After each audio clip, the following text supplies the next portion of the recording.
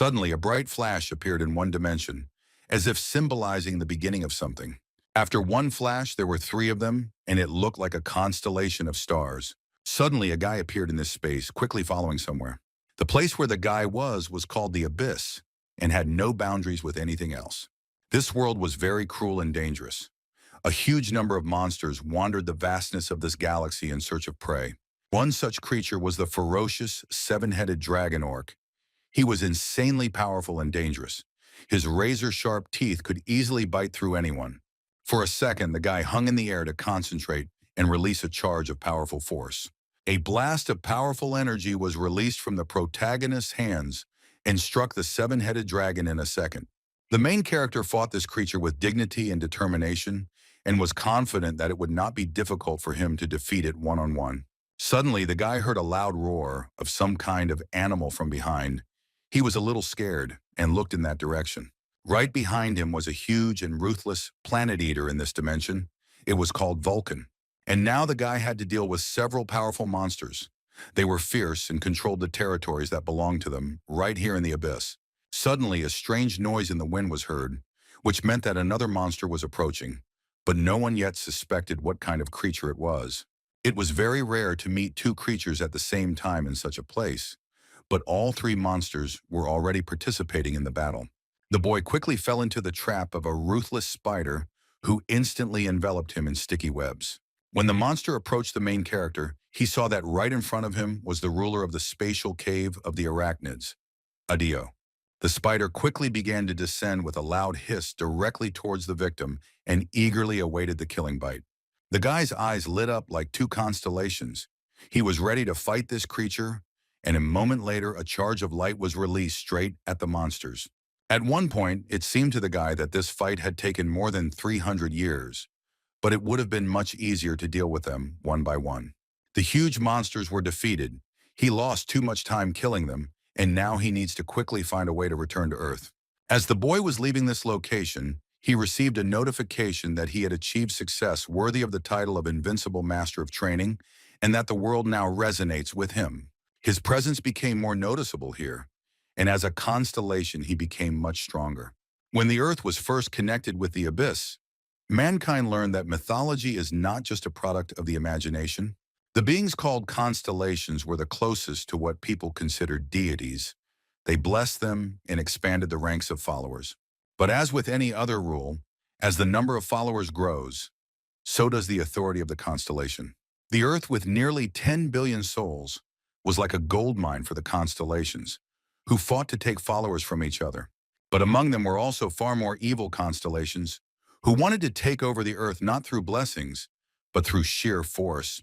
And this man, no, after these battles it's hard to call him a man, this constellation appeared to stop this, a completely young constellation, Skylar. At that moment, the man was frying meat and carefully watched to make sure the piece did not burn, and he managed to turn it over in time. There was a brilliantly golden-colored frying pan with an insanely delicious steak on it, which was about to be ready to eat. Someone asked where this frying pan came from. The guy replied that it was a frying pan made of adamantine. The goblin was very surprised that it could cook meat, especially the meat of a bear that eats planets. Even the constellations are wary of this.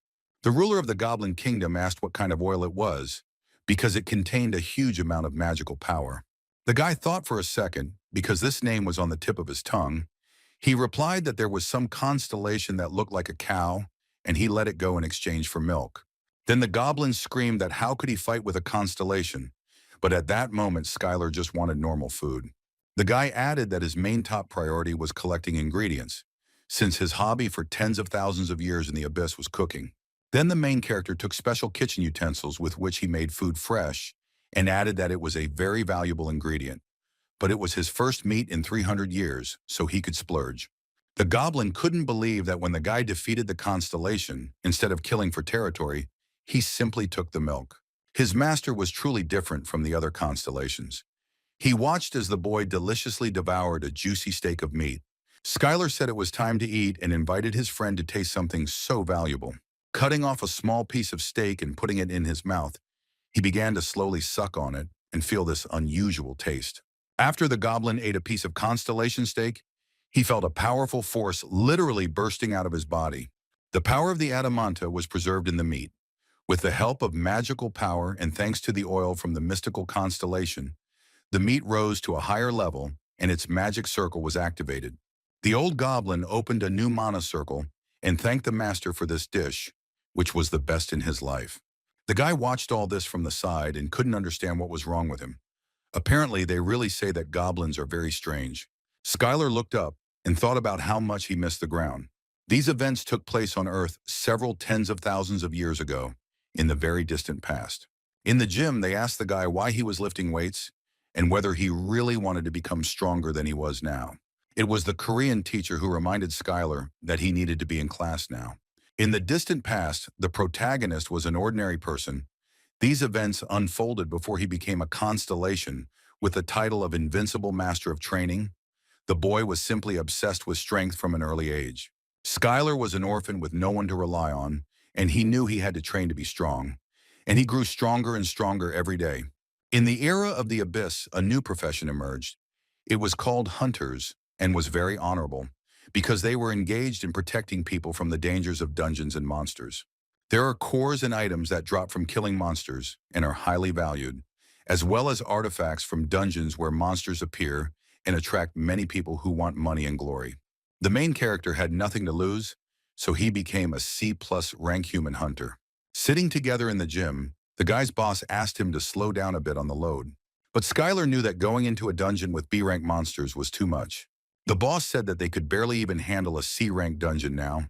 He added that even hunters of that rank were suffering losses in those dungeons, so there was no talk of a B rank at that time. When the young guy once again lifted the barbell, he thought about the skills of magic, martial arts, and artifacts that dropped in the dungeons, and that they were all great.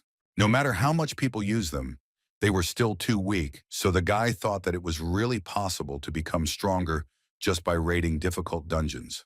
The boss was surprised by these words because, does the guy really not care about his life? Does he not have a girlfriend? The guy dropped the barbell and said that even though he was a good guy, they still broke up. Skylar told her that he couldn't go on dates because of training, and she ended up sending him to date the monster. There was no disagreement between them, and it was a peaceful breakup. In one of the locations, one of the monsters was heading straight towards the main character. The guy was ready to fight the ruthless monster, and as soon as he approached him, he crushed all his mighty force straight into him. The hunters who were together in this location sympathized with the guy because being a master of martial arts is not easy at all. They are hardy and therefore they make good tanks, but their damage cannot be compared with the damage inflicted by mages. They couldn't fully understand why he decided to become a martial arts master, but while farming, they got a martial arts scroll. And because everyone was only interested in magic, he became useless, and it was from that moment that Skylar decided to start studying him. He cared little about what people said about him and did not regret starting to learn martial arts.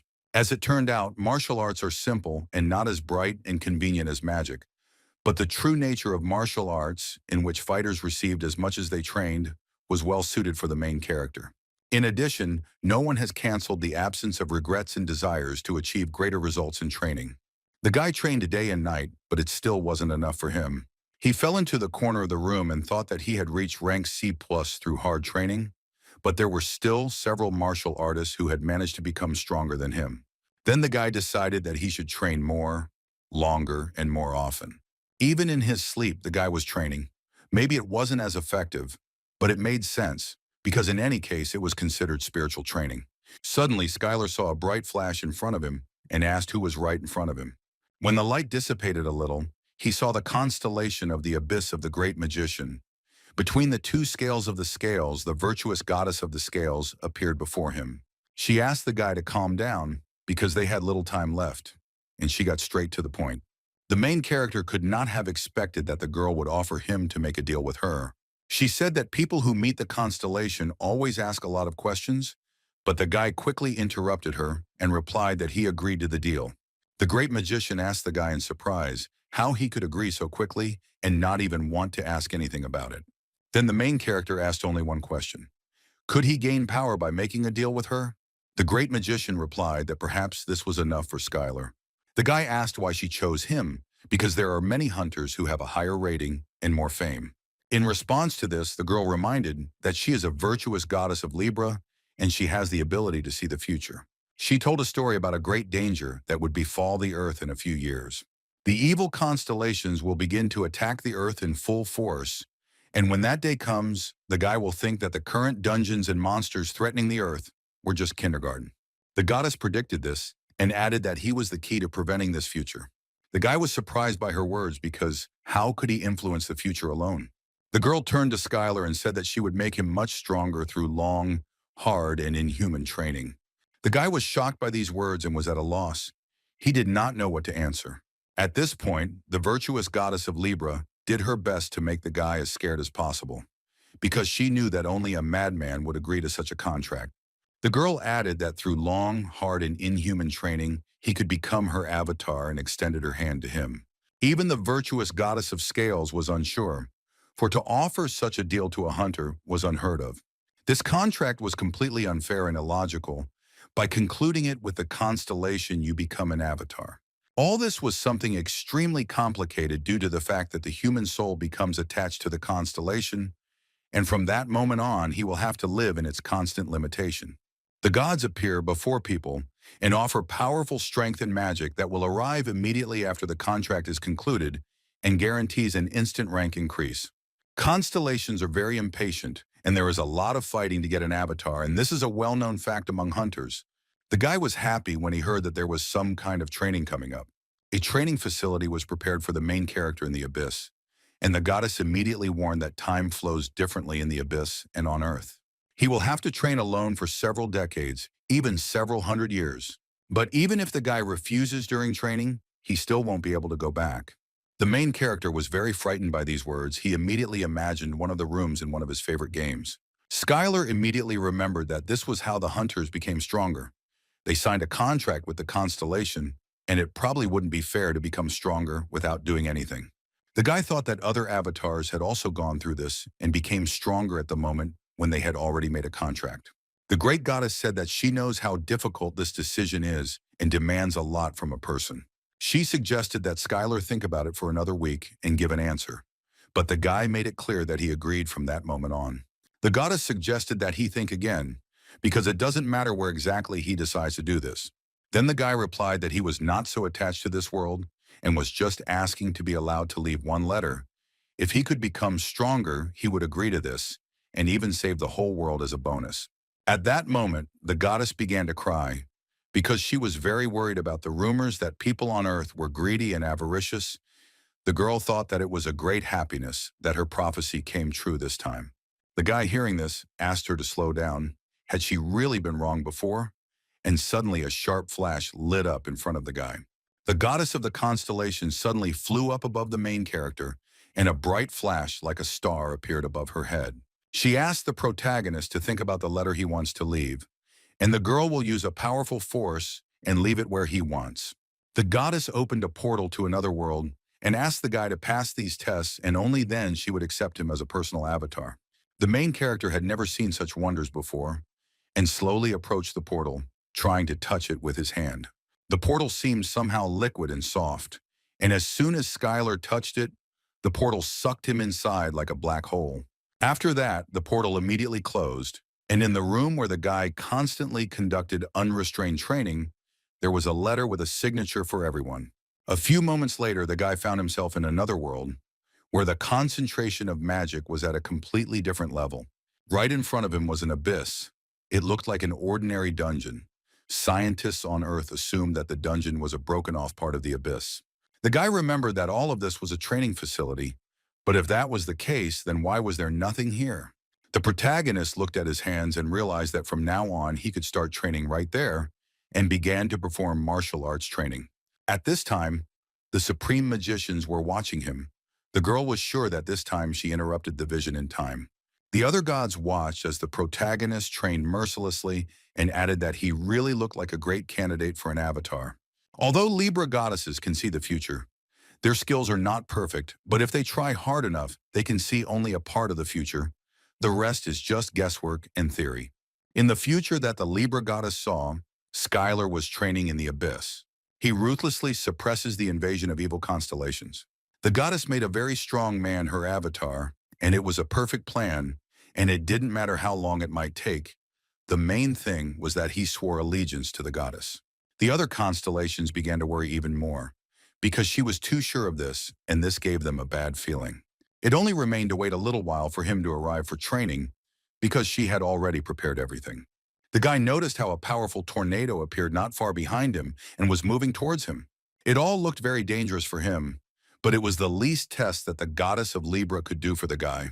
The main character thought that this was a test of the goddess, and that it was impossible to become stronger without facing danger, especially if the task was prepared by her, and it definitely made sense. Skylar immediately entered into a fight with the lightning tornado.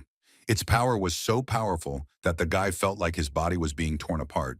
But the guy was persistent and said that he had to endure this test, and as soon as he thought about it, a strong whirlwind lifted him sharply into the air. The voice from the tornado said that one can only become stronger by overcoming pain and difficulties, because this is God's plan. After a powerful magical storm passed through, the illusion magic that covered the territory of the virtuous goddess of scales dissipated. But this magic was used as a basic security measure, and before Skylar could figure it out, the magical storm raged again. Even the great goddess could not have foreseen this. The two constellations asked each other why the guy hadn't come to them yet. The goddess should have sensed his presence when he entered the training citadel, but for some reason, there was still no news about him. The girl screamed that she had left him 10 meters from the citadel, and he needed to go a little further. Couldn't he find her after wandering a little? Couldn't Earthlings act on their own? The Libra goddess had prepared everything he needed for training, even getting top-notch equipment so he could train safely and effectively. The girl also didn't forget about earthly toys so that the guy could have fun in his free time. All this was the least she could do for a hunter who had accepted such terrible conditions, to prepare a comfortable environment for him so that he could focus on training. Suddenly, a warrior appeared and turned to the lady and reported that he had inspected the perimeter of the training citadel and could not find the person she spoke of. The girl responded in horror that this couldn't be because she had definitely sent Skylar there. The warrior then suggested that perhaps the magical storm of the abyss had thrown him back. Then the goddess turned to him and asked him to do everything he could to find him and bring this man back. He had to be found and saved because he couldn't just stay and wander the abyss forever. And the noble warrior accepted the order of the lady and said that he would find him at any cost and went to search through the abyss. The abyss was an endless void, and even the constellations were able to master only a part of this world, and it was simply impossible to find a person who was carried away by a magical storm. The violent flow of mana could simply destroy his body. The guy felt as if he was in the deep sea, although he had never been there. Highly concentrated magical power circulated through his breath, thus strengthening his body. The boy's bones and muscles were strengthened, and his potential increased dramatically. The protagonist wandered in this storm and took it all as a test of becoming an avatar of the constellation. A few weeks later, a storm released the boy and brought his body to the ground. Skylar was barely able to stand, but he was glad that the first training session had gone well and was finally over. He raised his head up and was horrified. It seemed to him that in front of him was the place where the next training would take place. The place where the magical storm brought the protagonist was an empty corner of the abyss, which was not owned by any constellation. Suddenly, a stone monster appeared right in front of the guy, and he thought that the training was that he had to defeat it. Skylar noted that the monster looked like Onyx from Pokemon and was similar to an A-rank monster. The protagonist simply looked at his opponent and couldn't believe that the goddess wasn't overestimating him, since he was hardly a C-rank hunter. But Skylar immediately pushed these thoughts aside and was sure that the goddess had carefully planned everything for him.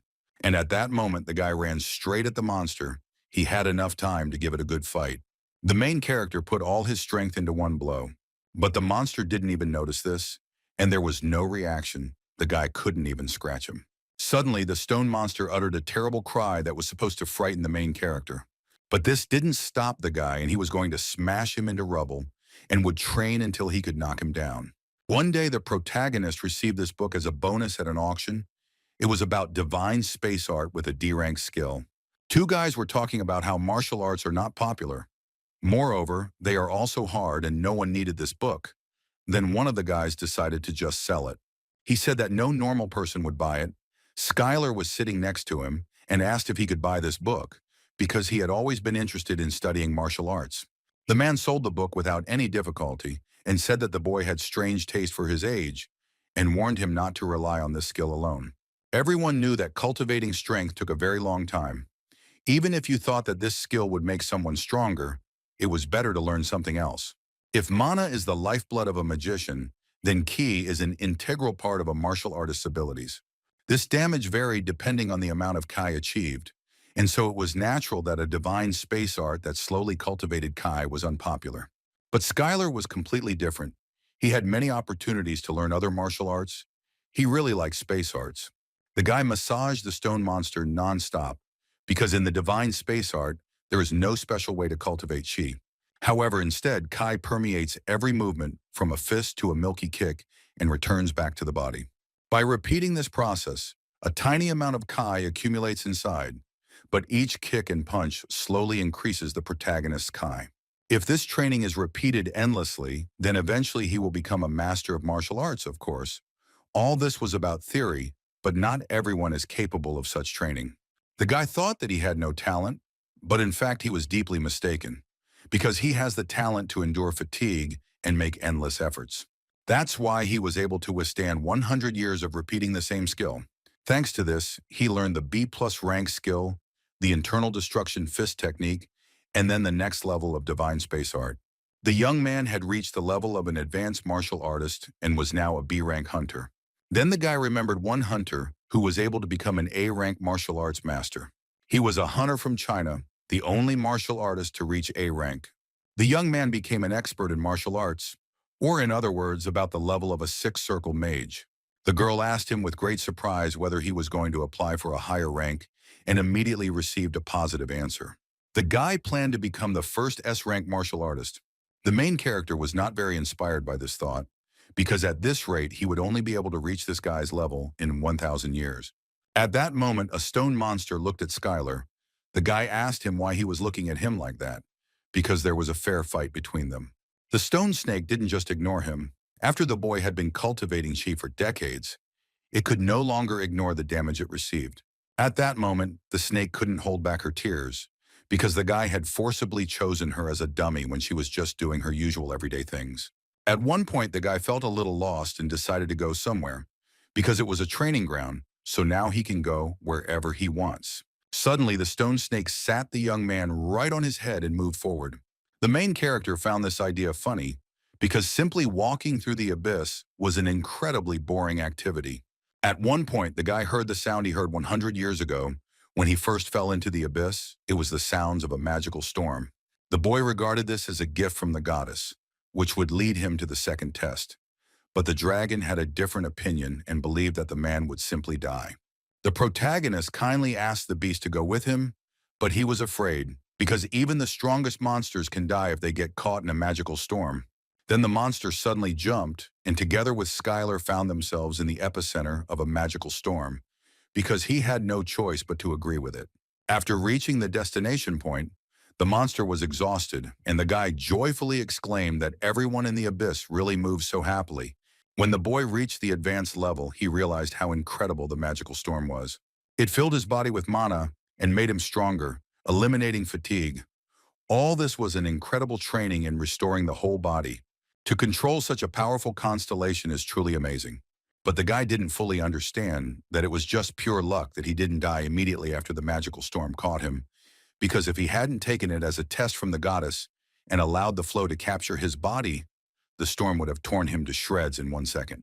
The young man wandered through the abyss and wondered why there was no food here, since he had not eaten for over 100 years, but he still had no feeling of hunger. The guy wanted to chew something, and the monster kindly offered him to try the stone.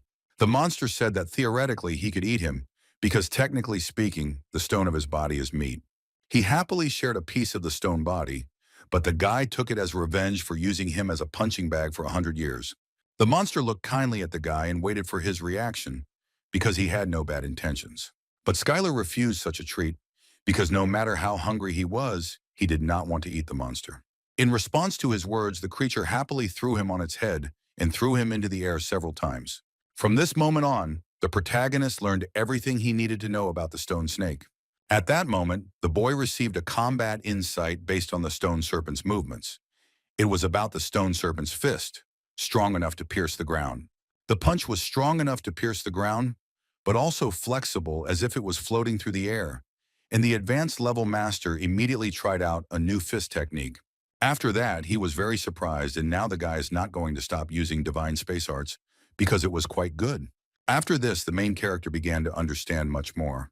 Having received a new level of martial arts and was looking forward to the next training, the guy stood on the edge of the cliff and thought about where the next training session would be. After seeing the photo, the guy decided that the next training would be underwater and ran down. He also ordered his friend to stay on dry land, as the stone could sink. The guy entered the water elegantly and, taking in as much air as possible, dove straight to the bottom. But this was not ordinary water, but poisonous water, which immediately penetrated his body, and the charge of chi that he received from the divine cosmic arts began to deplete. The boy began to be attacked by sea monsters, and if his power ran out, his life would be in danger. But with each attack, his body became accustomed to the poison, and his resistance increased. On the shore of the poisonous ocean, like a faithful dog, the monster waited for its owner. He saw something happening inside the water. It was Skylar, who with a powerful leap from the water found himself right on dry land. The guy told that the ocean of the abyss is very dangerous, and that at the bottom he saw something shining and he should get it. Skylar didn't know how he would swim through the poisonous ocean, but if this was all a test from the goddess, then there had to be a way. Then the guy began to think about what he should do and how to act in this situation. He then decided that with the help of divine cosmic art, he would accumulate enough chi power to swim across the poisonous ocean. But the guy couldn't imagine that all this would take a very long time. He was, of course, glad that he was becoming stronger, but he didn't understand why this process was so long, and he had been stuck here for 200 years. Then the young man saw his friend eating a lot of stones and asked how tasty it was. He also needed to eat something, but thanks to his mother, he was not hungry, but it was hard to live without food since everything seemed very gray. When the main character was wandering along the shore, he saw in the distance a monster from the poisonous ocean. The guy's eyes lit up when he saw this fish in front of him. All that was left was to cook it properly. The main character decided that in order to eat normally, he had to cook it first. Then the guy went to get some supplies and with great force began to knock something out of the rock. He managed to create his first kitchen utensils, and for a first attempt, it turned out pretty well. The guy found a large stone slab and put the fish on it and began to cut it up. But as soon as his knife cut through the head, the stone utensils melted. The main character was confused and did not understand how to cook it further. Brilliant ideas were much faster than his, and he thought that maybe he should eat it raw, just like sashimi. The stone friend could not stand such thoughts and took something out of his jaw and offered the guy to use it. In Skylar's hands was an adamantine. It was a treasure among treasures, highly valued among rock-type monsters. The guy really liked this material because it did not melt when it came into contact with this liquid, and you can even make a cutting board out of such things. The young man was happy about this because now, by training in the abyss, he would be able to make any kitchen utensil. At this moment, the main character remembered the words of the boss, who kept shouting at him that a person should have a hobby, and now he finally understood what the boss was trying to tell him. Now, if a guy can improve his cooking skills after getting the kitchen utensils, he can kill two birds with one stone, as he will be able to cook food that will help him in his training. Skylar finally cooked a fish steak and immediately began to taste it, even though he only lived once. On Earth, the main character was not picky about food and adhered to a strict diet. Many of his friends asked what was for dinner today, but upon hearing the answer, they immediately said that they had eaten somewhere else. After the guy finished eating the steak from the poisonous fish, he felt some kind of burning inside his body, and green poisonous smoke came out of all his orifices. Even though the boy had absorbed all the poison, it was successfully removed using the divine space arts Kai. At one point, Skylar realized that the poisonous meat had increased his Kai, and his tongue had simply gone slightly numb. The guy came to the conclusion that poison was one of the ways of energy, because until he was poisoned, he could transform it into Kai. Then the main character decided that it was time to start hunting, and he was ready to eat each of them. Thus, several centuries passed. The guy pulled out poisonous fish over and over again and happily devoured them. During this time, Skylar's mind and body changed greatly. During this time, the deadly poison had been successfully expelled many times using the chi of the divine space art, and his body now had maximum resistance to the poison. After the protagonist gained resistance to countless poisons, he obtained the A-rank skill, perfect poison immunity. The poison no longer affected him, and moreover, he himself could release and use the poison, thanks to which his skill reached the level of an expert. The guy was talking about how he had gained full resistance to poisons and reached the expert level, something he couldn't even dream of on Earth and should already be an A-rank hunter. But even A-rank hunters are considered strategic weapons, and this will still not be enough to save the Earth from disaster, and the protagonist proceeded to the next stage, namely, to continue training hard. This was the end of his journey with the stone monster. He thanked his friend for everything and said that the main character's path would be too dangerous from now on. The guy added that his further path lay through water, and since he was a stone type, he definitely wouldn't pass, and ordered him to return home. Because of his resistance to poisons, the ocean was no longer considered a threat to the guy. And now the cruel sea monsters had no choice but to flee from the hunter. From that moment, Skylar became the emperor of this ocean. As the boy wandered through the ocean, he noticed the source of magical power that he had seen on the first day, and now he would finally be able to look at it up close. But this was not a source at all, but a portal to the place of the next training, as the young man had previously thought. The closer he got, the more the thought of what the next training would be like enveloped him. When the protagonist entered the next location, all of his Kai gates were automatically activated and the power completely overflowed his entire body, and he received automatic protection from attacks. The body of people who had reached the expert level could independently prepare for battle when they sensed hostility, but even people who are not martial arts experts should be able to sense it upon arriving in this territory. The protagonist came face to face with an insatiable thirst for blood that could only be found in a high-level dungeon. Any attribute of a constellation is the laws established on their territory. One of the monsters asked the guy what race he was, and when he heard that the guy was human, he decided that most likely he was here for the first time. Then the monster offered to explain something, to which the main character was very surprised and thanked him for such kindness. The creature took a huge sword in its hand and shouted that the newcomers should have their heads cut off so that they would know that this land is ruled by the Lord of Blood and Battles. Skylar heard about the Lord of Blood and Battles and decided that this training ground had a pretty tough theme. And the battle began between the monster from hell and the guy who accidentally ended up on this earth. After several successful attacks, the protagonist formed a ki fist, concentrating all his power and released it straight at the monster's head. The other demons couldn't believe it, that some human could defeat their boss on this earth. The guy shouted that he came to take a test and ordered them to attack him, but the demons did not understand what test they were talking about. Then one of the demons suggested that the boy wanted the attention of the Lord of Blood and Battles, and noted that the young man didn't look so bad for a man who looked like a weakling. At that moment, all the monsters and demons of this dimension began to attack the guy to kill him. But the main character was not afraid of this at all, and hit after hit the monsters with crushing force. They could not make him stop using these strange techniques. At one point, the guy realized that he was fighting in too large and open an area and was very heavily surrounded. One of the demons screamed that he looked better than he seemed, but he was still human and was destined to be dog food. The demon unleashed the dogs straight at Skylar, and they charged straight at him with ferocity. The guy was in the territory under the rule of this constellation, where the main attribute was the second law of nature, which was that a person should always be ready to defend himself. In the territory under the control of the Lord of Blood and Battles, there was only one rule, that all his avatars fought each other endlessly, and the guy decided to find an advantageous position and win. After walking a short distance, he came across an abandoned building and decided to go inside. The guy immediately knocked down the door and immediately asked for forgiveness from the unknown owner of the building, but he was going to borrow this house for a short time. But the young man was met by a rather kind monster who greeted him and offered to try the soup he had just prepared. But it turned out that Skylar walked into the restaurant's doors and he was shocked that even in such places they exist.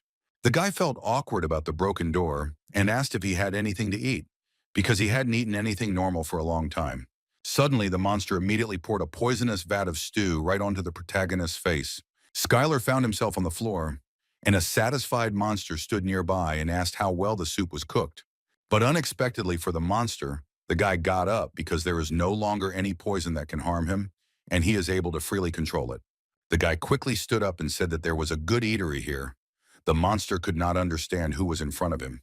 At that moment, other demons appeared at the door of the restaurant and were able to find him. They had one goal and one thirst to kill this man. The guy quickly built a shelter out of tables and chairs and invited the demons to come to him. Then Skylar picked up a chair and shouted that he could fight them here for eternity. The guy spent several hours fighting monsters and demons using only a chair, and thanks to this, he acquired a new skill using chairs as weapons. The main character was happy about this, because the best level of understanding can only be achieved in deadly situations, and he understood why the goddess had prepared such a test for him. At this time, the goddess of scales could not find a place, because there was no news about Skylar for a long time. She also hoped that everything was fine with her assistant too, but he had already flown through a bunch of dimensions and did not understand how he was supposed to find the only person in the abyss. After some time, the main character exhaled loudly. He wondered only one question: how many more times would he have to do this? Due to his mastery of combat skills, Skylar's sensitivity increased, and he felt something supernatural coming from the cauldron. When the boy took the cauldron in his hands, the owner of the building suddenly grabbed him by the leg and shouted that the Lord of Blood and Battles did not want fights to be interrupted by an insignificant death, that here his power would endlessly revive him to continue. Therefore, no one could die here. The monster burst into tears like a little girl and asked to have mercy on him, because he had gone through all the circles of hell to get this adamantine cauldron. But the protagonist ordered him to shut up because he believed that he got it by beating up other creatures. The guy added that the point is that now the winner takes all. The adamantine cauldron in this restaurant now belonged to Skylar. The young man picked up a huge stone slab because he had heard in a story about martial arts that a retired martial artist owned a small classic eatery. The guy came here only to look for a suitable place for battles, but suddenly acquired a diner that inspired him. The main character proudly walked out of the building, because now it was no longer an ordinary eatery, but a place called the Taste Factory. The amazed monster screamed at the boy not to even think about it, because it was all his, but Skylar didn't care anymore. He offered him a great bet. If he wanted to take the restaurant back, he should beat him, because that's how the rules work here. When the guy entered the kitchen, he was surprised at how often the demon chef kept this place. Right on the table in front of the guy were all the ingredients, dishes, and even a special place. The experiment section should not have any problems now. Then the main character decided to check what kind of food was on this table. First of all, he took some piece that looked tasty and filling and was similar to meat. As soon as the guy took a small bite, he realized that he had taken poison and was not very happy about it. He could not understand where the poison came from in the restaurant. Then the young man began to try one of the strange fruits. As he tried one ingredient after another, he realized that there was poison everywhere in this restaurant, and he couldn't understand why there was so much of it and whether demons really fed on it. The boy resigned himself to this and decided that he should eat everything raw and use his poison immunity to convert it into Kai energy. But Skylar suddenly remembered that the poison had no effect on him, and now he would simply use it as one of the ingredients for cooking. From that day on, the boy fought monsters to gain experience during the day, and he experimented with recipes at night, and all this continued in the diner for several hundred years. The main character was calmly going about his daily business, cleaning the restaurant and cleaning the floor from dirt. But each time the monsters and demons returned and screamed at him to give his restaurant back. But the guy shouted that this was now a pub, not some lousy restaurant, and quickly threw all the creatures out of the building. At one point, the protagonist discovered that he had obtained a new skill. Through countless battles, he had obtained an A-rank skill, harmony of body and mind.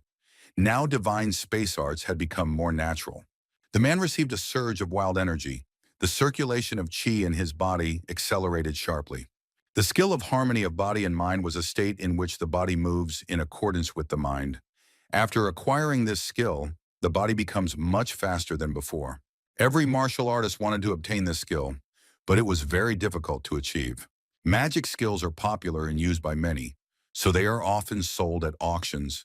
Various scrolls with magic spells were available to everyone who participated in this. But because of this popularity, the scroll of harmony of body and mind was difficult to obtain. Some could only crawl through dungeons and hope for a miracle. The protagonist did not understand why, but he was able to achieve harmony of body and mind through prolonged, deadly fights. The guy thought that all the martial artists would go crazy because of this, but there was one question left. When would he return and whether he would be able to at all? At this time, the Lord of Blood and Battles was pleased with all who received his blessing and continued to wage continuous battles. The demon chief could not believe that an army of monsters could not defeat one person after 100 years. The main character sat quietly on the table and meditated while the monsters did not understand how to open the closed door. This building was so strong and powerful that they could not demolish it to kill a person. By the time the demons realized that their strategy wasn't working, the protagonist also realized that something needed to change. He looked at his hands and realized that he had stopped getting stronger, that his strength was fading with each passing day. Of course, he absorbed some energy through his culinary research, but his progress in martial arts had completely stopped. The boy was still inside. He could no longer experience things like harmony of body and mind. Behind the door, there were screams of monsters who were shouting about adamantine nuggets and fresh meat of the void beast, from which strength would increase dramatically. All of these were unsuccessful attempts by the monsters to lure the main character out. Over the years, the demons had come to an agreement that as long as Skylar was hiding in a dive bar or a pub, they wouldn't even scratch him, and so they tried their best to lure him out. Suddenly, the doors of the pub opened, and Skylar shouted that he could forgive a lot, but asked the demons to end this unfortunate performance. The monsters were surprised because they could not have expected that the guy would actually come out to them. And at that moment, all the creatures flew towards the guy as if they saw an appetizing and tasty piece of meat. All this time, the demonic pub was not only a refuge, but also the cause of Skylar's stagnation. Being isolated in the pub meant he stopped engaging in the death matches that had accelerated his growth. That's why he decided to play along with them, even though the demons' acting was some of the worst. But at the moment of the fight between the demons and the guy, there was a huge and powerful demon, which became a small problem for Skylar. The demon screamed that today would be his last day, and that he would no longer have to pretend to be a strong guy who would simply be hidden in this building. In response to this, the main character turned to the demon boss, saying that he was afraid that at this rate he would not advance in martial arts. These words angered the creatures and they began to attack the guy, but he was so fast and agile that they couldn't even touch him. One A-rank martial artist described powerful strength as a state in which he is filled with confidence. Before this, Skylar couldn't understand this, but now that he had reached the level of an expert, the young man realized that before, in battle, the guy always felt like he was cornered, randomly attacking in all directions with all his kai. The feeling he had of lack of confidence had completely disappeared, and he was now completely calm and full of strength. The whole world told him that he was stronger than all the demons around him. He could dispel the enemy attack with divine space art. The main character easily took the demon by his sword, because now he learned to use the enemy's strength against him. At this moment, he learned the martial art of the samurai, in which the opponent's strength is used against them. After a successful fight, the guy was happy that he managed to get a piece of fresh meat and an ingot of adamanta. Soon the guy returned to the pub again and shouted that he would gladly fight them again anytime if they brought him more gifts. The next day, a piece of meat and 2 beautiful ingots awaited the main character. The demons brought them as promised and offered to fight them again. The guy immediately left the building and was surprised. There was no one in front of him. He couldn't understand where everyone had gone because they wanted to fight him so much. Suddenly, the demons started firing from the air. They decided that the guy specialized in close combat and therefore decided to finish him off with long-range attacks. Skylar successfully escaped this barrage, and thus his body became even stronger after the demon attacks. All the demons were wondering the same thing. When would he finally die? But time after time they received a direct hit from spells, because now Skylar had received the skill of invulnerability. From that moment on, the more the demons spent their strength, the stronger Skylar became, and each time the gap between them increased. More than several hundred years have passed since these events, but the merciless battles between man and demon continue to this day. A line of demons had already formed to wait for the legendary battle, but when the main character came out, he announced that there would be no fight. One of the demons waited the whole morning to fight under the pub and was very upset about it, but a resourceful guy suggested that next time he take a number for the first fight. The guy warned that he would not fight with those who did not stand in line and would make scenes. But one of the demons calmed the main character by saying that the demons who wanted to fight would obey him, because it was difficult to find a strong man like a human, and they were forced to stand in line. As Skylar returned to the pub, the young man thought about how he had somehow become close to these guys, and he assumed it was natural after hundreds of years of fighting. The boy held an A-rank hunter card in front of him. It was a magical item received when first registering with the association, and when the owner filled it with magical Kai, it showed the owner's statistics. The guy had long forgotten about this card, and after some time decided to take it out and look at the result of long training. When the boy took the card, he was shocked, because he received so many skills that on Earth he could only dream of it. But one of the last skills seriously interested Skylar. He didn't know what it was and what the skill gave. It had a worldwide resonance. The boy couldn't believe his eyes because this skill was D rank when he first learned it. He had never seen the rank rise so quickly, but it was all because of the training in the abyss that had already taken several centuries and even more than 1,000 years. One of the A-rank skills was perfect immunity to poisons, the ability to freely control poisons and gain Kai when absorbing it. The second skill was the harmony of body and mind, the ability to use the body the way the owner wants it. The third skill meant the ability to redirect the opponent's power back, even if it was greater than the main character. The fourth skill was invulnerability, where the skin became harder than steel and was able to block most attacks. The guy knew about all the abilities he received, but then he noticed the card coherence. It was one of the skills he heard about back on Earth. The meaning of this skill was that hunters use mana, or Kai, as a source of power when using the skill. And when the quality of this source drops, it will result in a loss of effectiveness or a failure to use the skill.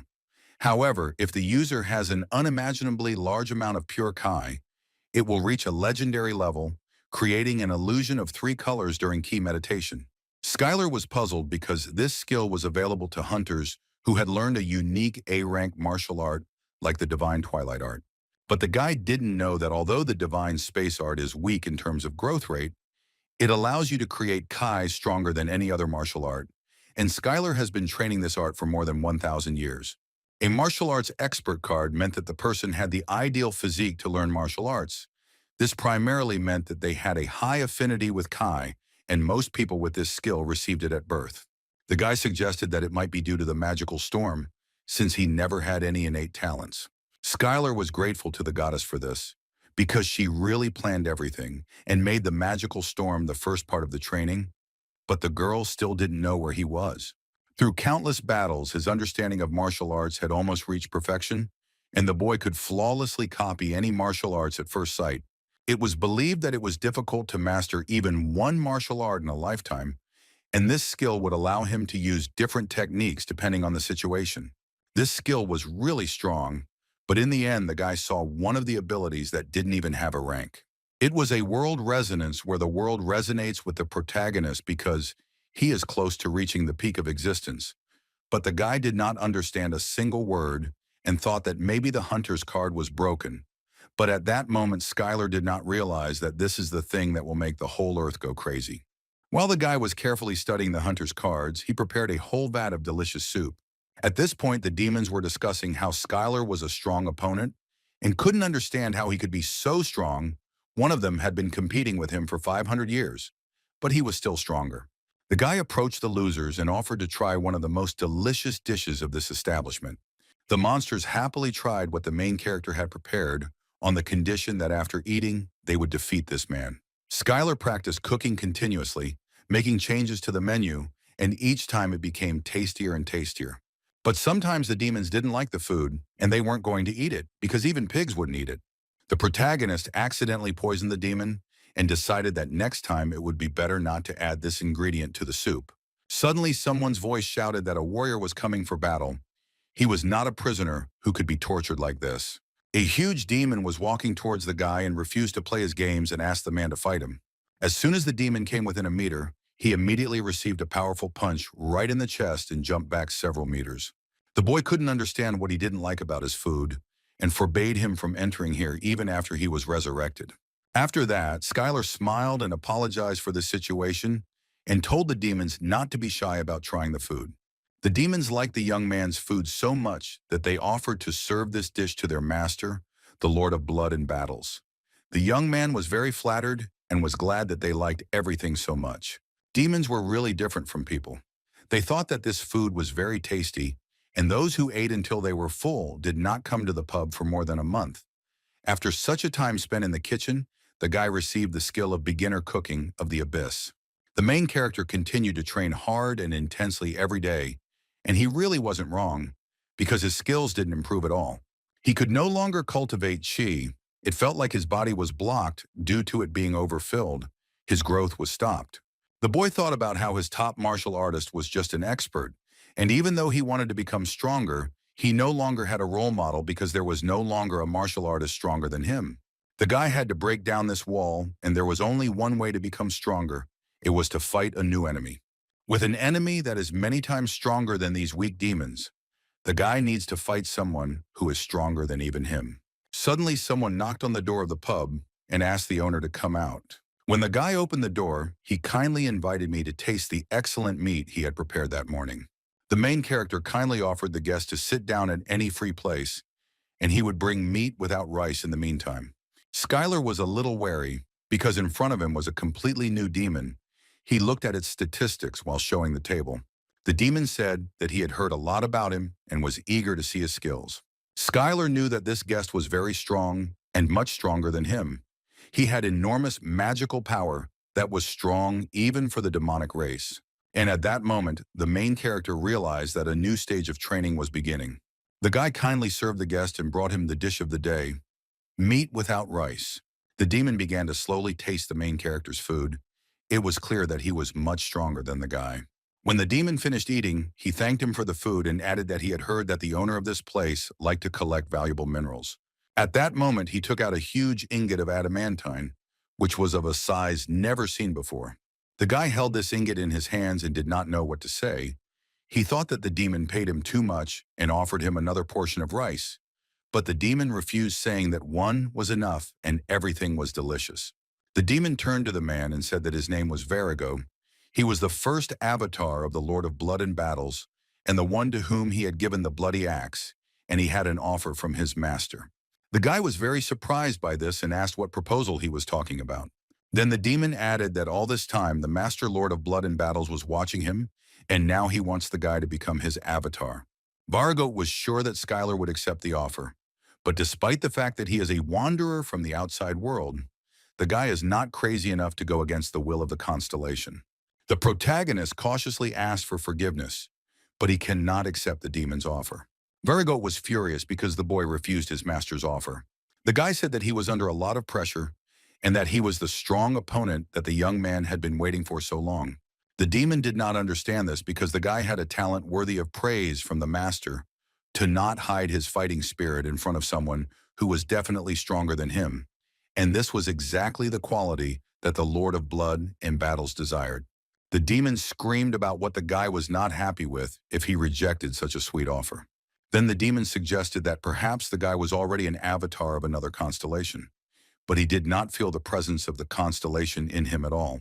The protagonist replied that he was not an avatar yet, but had already promised the constellation that he would become one when he passed her test. The creature tried to find out because perhaps the guy was deceived, but the main character was persistent and did not understand what the demon was trying to achieve, because if he wanted to fight, he would be ready for it with joy. The demon asked the guy not to rush and listen to him, because what he was talking about did not add up in his head. Constellations enter into a contract with an avatar because of their desire. No constellation will accept someone unworthy as an avatar. And to be desired by one constellation meant that other constellations from the abyss would also desire it. And so the constellation immediately makes a contract with the avatar candidate so that others do not do this. But if they want to train the candidate, they do it on their own territory. This is all because there are cases where the candidate may be intercepted by other constellations while he is wandering outside. And if this happens, then the constellations will laugh at him for 10,000 years. But the boy shouted that Varigo had missed something, because the constellation he had promised could see the future, and the boy was sure that she had chosen this strange method because she had foreseen it. The demon wasn't completely sure, because foreseeing the future is a rare and special skill, but the protagonist replied that this is what proves that his constellation is better than he thinks, because she was able to think that nothing would happen if he trained outside of her territory. After these words, Skylar bragged about the training he had gone through and all the trials he had faced for hundreds of years after he had been caught in the magical storm and how carefully these trainings had been planned. But the demon replied that this made even less sense, because the magical storm of the abyss is not something that can be controlled, and even the constellations cannot do it. It is a dangerous and powerful catastrophe. The guy was already less confident in his words, and he added that shouldn't at least one constellation be able to control this? The demon said that if it were, it would immediately conquer the entire abyss. He also asked if the guy was sure that it was not the constellation that sent him, but that he simply fell under a magical storm. But the main character did not want to listen to the demon's words and ordered him to shut up. Skylar didn't think Virago was lying, because it was the truth, and now he knew a lot. But he was enjoying the process of becoming stronger so much that he didn't have any questions until this moment. The guy was angry. He didn't understand how stupid he was and why he hadn't thought about this before. At one point, the young man wanted to burst into tears, but he couldn't do that because every tear would exhaust Chi and his courage. Skylar walked out of the pub and headed forward.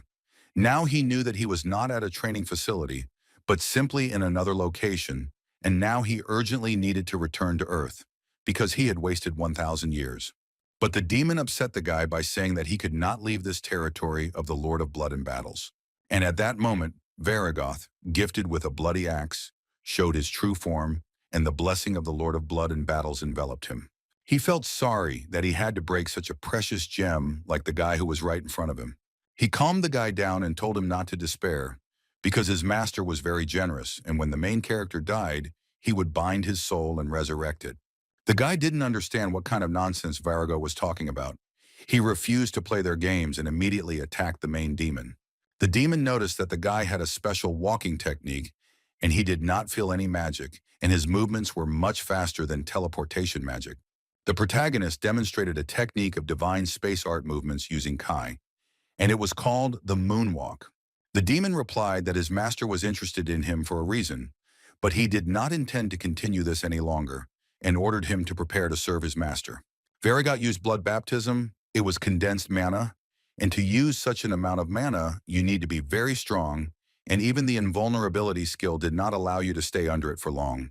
The demon screamed that now the end had come for man, and the Lord of Blood and Battles was waiting for him. A downpour of crimson mana melted and destroyed everything it touched. This technique showed in all its glory the difference between the power of Varagoth and the power of a human mage. But thanks to the skill of harmony of body and mind, the protagonist's senses became sharper. His Kai consumption was significantly reduced, and the effectiveness of the martial art he used increased. The divine space art had unceremoniously warned him, and it was because Skylar was in great danger. When faced with a crisis situation where the enemy was much stronger than the guy, his mind was very calm, and the discomfort of wasting time due to misunderstandings had already disappeared. It was that similar moment when the guy got caught in a magical storm, where it wasn't the speed that was important, but the feeling of the flow, and then he would be able to dodge. The level of martial arts proficiency was increased, and the guy received an S-rank skill, incredible speed, a technique that allowed him to move in the blink of an eye to the desired location. Varagot couldn't believe his eyes because the guy completely dodged the bloody baptism. Until this moment, he thought that martial arts were only studied by weaklings and expressed great respect for the man. In the Abyss, magic skills are the most popular. They consume mana, and magic users can take unlimited mana from the outside. On the other hand, martial arts consume the user's internal strength, and compared to magic, martial arts have a limit. After meeting the main character, the demon understood why martial arts were created, because it really amazed the mind. And he told an old story about slaves rebelling in the territory of some constellation. They wanted to resist the law of this world, and once they went against the constellation, they could no longer use mana. However, it was not so easy to suppress the rebellion because of their wonderful skill, thanks to which it was possible to use without borrowing mana from the outside. The guy thought it was about martial arts, but what if he used magic? The demon added that after his body had melted from the bloody baptism, he would have already met the Lord of Blood and Battles. And at that very second, the guy flew straight at the demon so that he could see the true power of martial arts. The demon understood that before him was indeed a special person, but he was Varago, and his master gifted him with a bloody axe. And then the demon used the magic of the bloody axe and dealt a powerful blow to the main character. The guy shouted that with this magic the fight was miserable, and maybe he at least has weaknesses in close combat, because it couldn't be that magic was capable of everything. For the first time in a long time, the main character was on edge, because he was faced with an enemy who was significantly superior to him in strength, skill, and magic. With each attack he made, he felt himself becoming stronger, and by gathering the required amount of Kai in one point, he created ki fists. And as soon as he managed to do this, he performed the most powerful fist of space, which struck the demon with such force that Virago could not have expected it. But even this was not enough, and the demon was amused by the interesting tricks. But this was not enough to completely defeat him. A few skills, such as using speed or dodging, were only good for defense. But the problem was with attack power. To break through the dozens of layers of protective magic with which Virago defended himself, he had to deliver a powerful blow. Then the main character thought that Chi's fist was the result of chi compression, but such compression would hardly be enough. But he decided to try anyway. In theory, the Kai fist did not fully utilize the compression of ki, and it was possible to compress ki to the point of materialization, and this technique is called ki materialization. The protagonist's idol, the greatest martial artist on earth, was the first to be able to materialize Kai, but he could only hold the materialization for a moment because this technique absorbed a huge amount of energy. He could not use it in real combat. But Skylar has long since surpassed his martial arts idol over 100 years ago. And with a powerful stream of energy, he struck Varagoth straight in his heart. The guy couldn't quite believe that he had managed to do it, and that he had destroyed the Blood Shield spell and the Master's blessing. The protagonist managed to destroy all of Varagoth's defense, but if he uses the manifestation of Kai again, his energy will be depleted. The battle between the human and the demon was still going on, and the lower-ranked demons were wondering when it would end, because at this rate they would grind this place into dust. Varago had been fighting the main character for 6 months already, and this man was a legend. So the main character used the Fists of Space. His energy was quickly depleted due to the use of this skill. The scanner was at a dead end, although he could break through Varagoth's defense with the materialized Kai attack of the Divine Space Art, but he couldn't use this deadly attack due to the huge consumption of Kai. Although his skills quickly restored his energy, he still needed time to use the Cosmic Aura again. Varagot turned to the boy, saying that they had spent too much time on this, and he could no longer restrain the Lord of Blood in battles. And at that moment a loud noise was heard, meaning that the Lord of Blood in battles blessed the demon with the power to win. The protagonist could barely stand on his feet while Mr. Varagota granted him additional strength. Skylar knew that he was in great danger and knew why the demon had shrunk in size. He did this to increase his speed, to be more mobile and sharp so that the protagonist could not keep up with his fast and lightning attacks. The fight between the demon and the guy continued. The main character repelled one attack after another, continuing to accumulate energy and trying to defend more than attack. The demon's attacks were so strong that at one point Skylar's invulnerability was broken and he needed time to restore it. He understood that if he lost concentration, he would die immediately, and there was no way he could relax or stop. From the moment he entered the abyss, the protagonist never used up all his energy completely. After all, in the abyss, where there were plenty of dangerous enemies and creatures around, using all your strength was tantamount to suicide, and there was no way to use it up completely. But the main character understood that he was not in a situation where he needed to accumulate energy and spend it in small parts. And then at one moment, Skylar released all the juices from his body, accumulating such a flow of energy that with one blow he cut off the demon's hand. At this moment, the protagonist learned the Cosmic Kai breakthrough. It was a completely new technique that was added to the divine cosmic art, and this art improved. Vargot felt that even after such a crushing blow, no matter how, he had to defeat this man. Because if he doesn't put an end to this, Skylar will become even stronger and more powerful to the point that he will no longer be able to inflict even the slightest damage on him. Considering the fact that they were in the territory under the control of the Lord of Blood in battles, there was no way the demon could lose this battle. Varago could not simply stand by and watch as a new constellation was born on the territory of his great master. Suddenly, the demon saw a bright light that slowly began to blind him. He wondered where it came from. As soon as he opened his eyes, he saw that Skylar, hundreds of times larger than him, was standing in front of him, At that moment, the protagonist realized what it meant to empty all the energy from Kai. The wall that the main character had encountered, the amount of chi that was in his body, all of this was now completely unimportant because all the powerful energy was inside him. And now, if he can take all the energy outside the body, then the world will become his energy. At this moment, the boy had achieved a perfect understanding of the Kai materialization skill and was now able to freely use this materialization.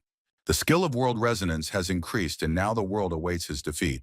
The constellation of the abyss watching the battle showed great interest in it.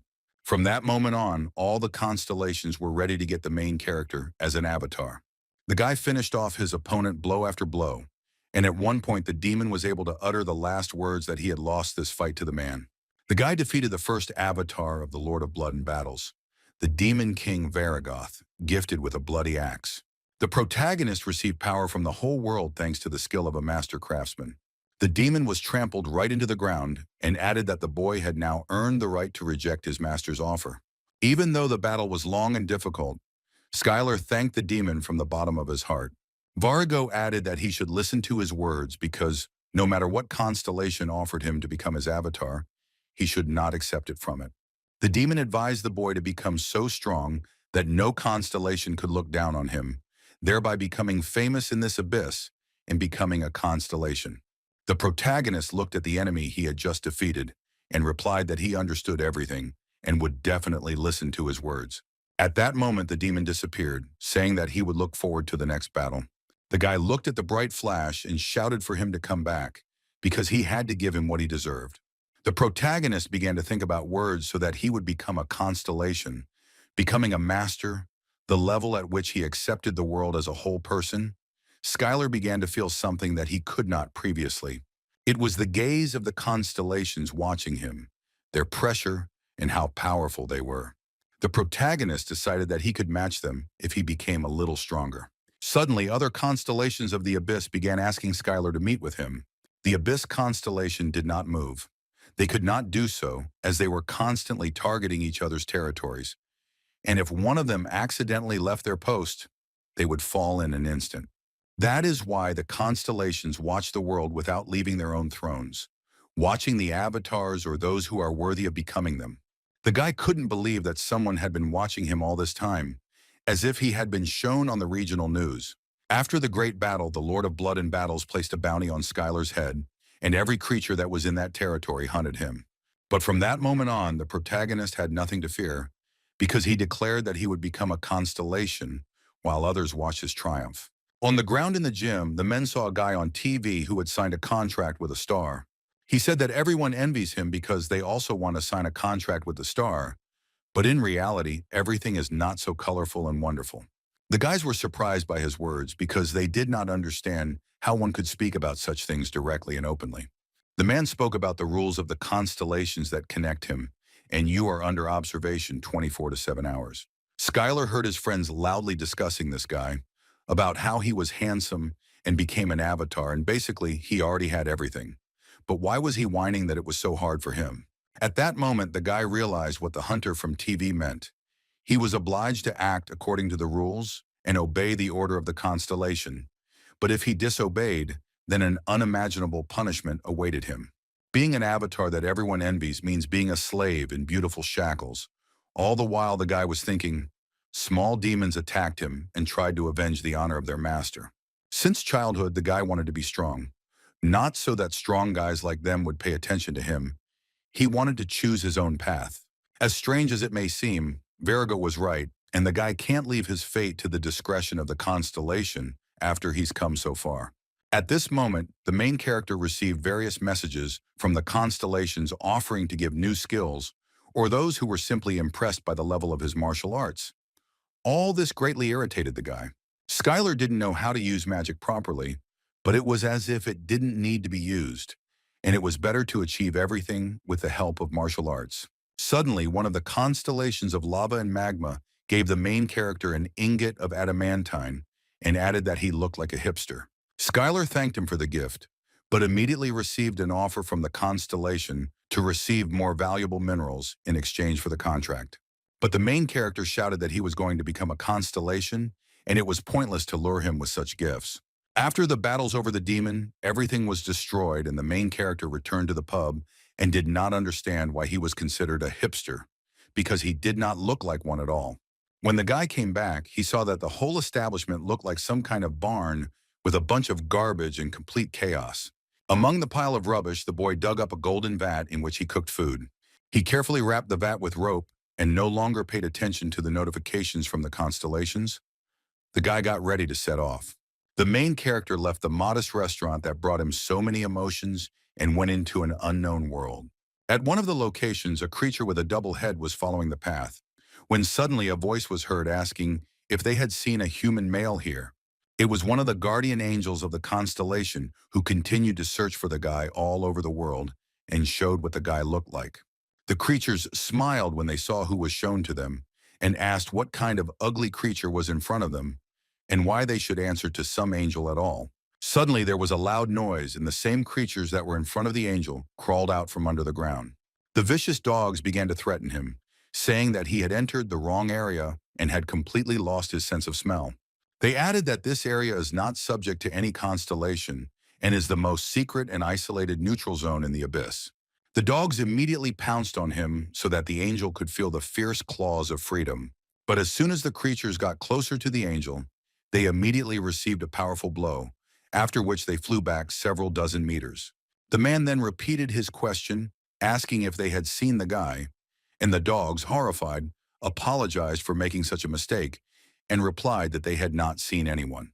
After these words, the guardian angel flew away to look for Skylar and thanked the creatures of this location for the information. The angel of the virtuous goddess of Libra continued to search for the man all over the planet. He talked to races capable of speech. He endlessly asked if anyone had seen Skylar. While the angel was wandering through the abyss, he received various notifications from other constellations, since avatars rarely leave their territory, and everyone was interested in what was going on. For the constellations sitting on the territory and bound by their own rules, watching the avatars of other constellations was quite simple entertainment. And at that moment, the angel used the skill of the goddess's veil, and now he was hidden from the sight of all the constellations, and one of the observers was furious at the use of such a cheap trick. And the constellations continued to send different notifications, some asking to remove the veil, and some offering various riches in return, just to see what was hidden behind the veil. The virtuous goddess of Libra sent this particular angel on this impossible mission because he will conscientiously carry it out without succumbing to temptations from other constellations, even if he himself considers this mission impossible. Meanwhile, in an abandoned sector on the territory of the Lord of Blood and Battles, the main character continued to train. Now, thanks to the master's rank, the divine space art had been perfected, and now the amount of chi did not matter at all, and the skill of a martial artist allowed him to perfectly use all martial arts. But despite this, Skylar continued to practice the powerful punch of the space fist. Just like when he first learned the divine space art, he put his whole soul into every strike. Suddenly, the boy received a notification that since he continued to live as befits his power, his essence had greatly increased. When the protagonist decided to leave the territory after defeating Varagoth, a change occurred in the mysterious skill World Resonance. When he took the card in his hand, it shone brightly, and he read that the world now resonated with him because he was close to reaching the peak of existence, and his title had changed to an invincible training master. At this moment, Skylar realized that when he reached the master level in the divine space art, he had perfected all the skills to the level of flawlessness. And now, in order to become stronger and gain the status of a constellation, he needed to obtain the degree of a master of divine cosmic art. On the way, the guy met demons who shouted at him that he could not escape anywhere, because he was in the territory under the control of the Lord of Blood, and now they would kill him for humiliating their master. But Skylar kept thinking that he should strengthen the essence by following the principles, and the world tells him that this is the way to become a constellation. The guy was haunted by these thoughts, and he walked confidently towards his goal, scattering all the demons that came his way. The only principle he must follow is that of an invincible training master. He must train all the time and never lose. The guy confidently walked towards his cherished goal. It suited him perfectly because he wanted it so much. The main character continued to train and left the corner of the abyss, where the gaze of the constellations could not reach him, and each time he became stronger and stronger. This was the whole power of the essence. In the battle with Varagoth, the protagonist gained two new skills related to his essence power. One of these skills was a good giant fighter. His power grew when he entered into battle with a strong opponent. The second skill was called self-control. The power of this essence grows as he lives in accordance with the essence. Self-control is a skill that tells the owner how to live as a constellation. Constellations are the beings that write the rules and are the rules. What if the serpent bearer of plague and darkness used a healing spell? Or if the Lord of Blood in battle tried to resolve everything peacefully, the power of their existence would weaken and their strength would be greatly reduced. In order for the protagonist to use this skill, he must fight someone stronger than him, but there was no way he could lose to him even once. It all sounded really complicated, and he liked that it was time to get serious, and at that moment a bright flash appeared in the sky, like a star. Skylar thought that this was another monster, and it looked like it was really huge. The star fell straight into the ground, and the guy hoped that this time it would be much stronger than him. Suddenly, a huge silhouette of a terrible monster appeared from under the ground, flew up, and was ready to attack Skylar. The main character could not believe his eyes. He could not have expected that this creature would appear here at that very second. In front of him was his old friend Onyx, who had been looking for the guy all this time and had finally found him. The boy joyfully threw himself into the arms of his old friend. During this time, he had grown considerably and was much larger than usual. Suddenly, a whole company of people like him appeared behind Onyx. It was his family. The creature warned the boy that it was not safe to be here and wanted him to run away from here. Suddenly, there was a fierce roar, and the ground beneath their feet split into two parts. Skylar's old friend Onyx and his family were city-sized monsters, but this monster that just appeared was on another level. The guy saw a supergiant monster that had never appeared on Earth before. It could be classified as the highest rank. The whole world should be on full alert when it appeared. The protagonist felt that the monster was emitting too much magical power, that it gave him goosebumps, and that it was definitely stronger than Varagoth. The guy discovered a hydra, a 9-headed snake, which was at the level of a constellation in strength. All this time, Skylar found the attention of the constellations annoying. There were constellations that became such by watching the adventures of the main character, but most mocked or ridiculed him, and some were even hostile. One such constellation was the Lord of Blood in Battles, whose first avatar suffered a crushing defeat. To all of them, Skylar was a beast that had not yet reached adulthood, so they must do everything in their power to prevent him from becoming a constellation. That's why the boy went to the neutral zone, where the constellations couldn't track him, but the lawless zone was a place where the strongest ruled. It was a place ruled by monsters that were as strong as constellations, and they weren't bound by the rules like constellations. The creature was amazingly strong and used powerful magical power and went at everyone like a bulldozer. If the guy defeats the Hydra, his power will essentially increase significantly. The World Resonance skill now resonated, and the boy received a notification that he was now an invincible training master. The protagonist's skills forced him to fight this monster, but even without them, his choice remains the same. The guy accepted this fight and immediately screamed sharply for this clumsy snake to attack him. Hydra had bullied his friend and his family, and it didn't matter how strong it was. The monster would now regret it. The creature began to attack the main character. It considered him an insignificant creature and was impatiently waiting for his death. It added that even the constellations fell to their knees because of its poison, and its breath would incinerate him in a second. His 9 heads emanated a powerful force that would freeze most opponents due to telepathy and bloodlust. But Skylar was already used to this, because he had already been in many battles on the territory of the Lord of Blood and Battles. The guy suddenly took off and delivered a powerful blow to one of the Hydra's heads. This blow was so strong that it took off the head in a second, and the Hydra could not understand how this brat dared to do such a thing. But the Hydra restored its head thanks to the divine regeneration skill, and all the guy's efforts were in vain. The monster turned to the boy and said that he was able to cut off his head, but now he had to pay for touching him. The entire body of the Hydra was suddenly filled with the strongest poison, from which neither the hero nor the constellation could withstand. The guy didn't understand why the creature was saying what it was going to do and why it needed all this. But before him stood a monster that even the constellations of the entire abyss feared. They could do nothing even if they found out what would happen next, and only the 9-headed Hydra announced the fate of the enemy. The enemy has no choice but to accept the fate that the Hydra has predicted for him. When the monster filled the entire atmosphere with the strongest poison, a bright flash appeared inside the steam. In the distance, the Hydra saw a guy who managed to cope with this poison and survive. The monster could not understand how he stopped their poison. At that moment, the guy felt like his head was about to explode because of that telepathic scream. And if he hadn't had perfect immunity to poisons, he could have suffered. But this feeling was not the same as when he fought Varagoth. It was far superior to the power of divine space art and the materialization of Kai. The boy screamed that he wanted to cut his head off and began to perform one of the most powerful blows he had mastered. At that moment, the protagonist realized that his power of existence had grown significantly because this effect increased as the power of the entity increased. All this was written right in the skill description, and the guy couldn't believe that he now had such incredible skills. The main character was not cornered, and on the contrary, he was able to defeat the Hydra with one blow. But even after this blow, when the Hydra lost several of its heads, the battle did not end there. Despite the fact that the guy knocked off the Hydra's heads with his numerous series of blows, it regenerated them too quickly. The monster wanted to kill this man as soon as possible. His breath was too dangerous that being near him was already fatal. Skylar had an invulnerability skill that should have protected him from any damage.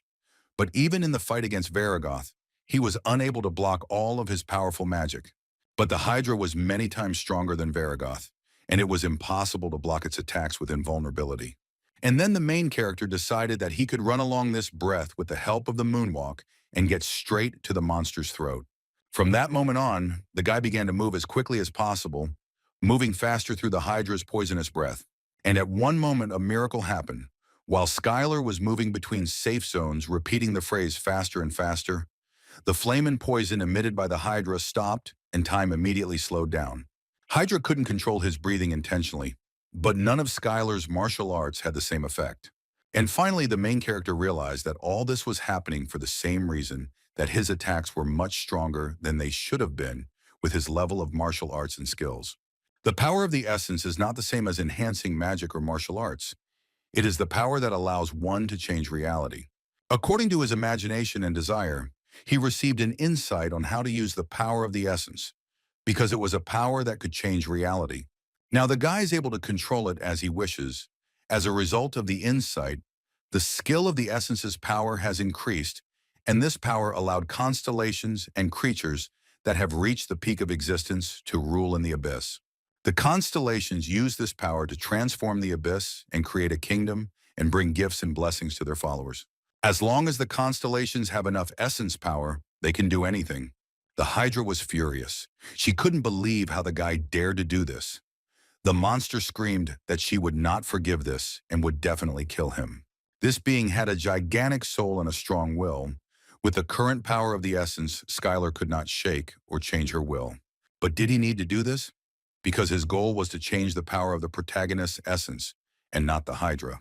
The power of Skylar's essence infused his materialized ki and became a sharp blade capable of cutting through both the Hydra's massive body and the poison that could seal divine regeneration.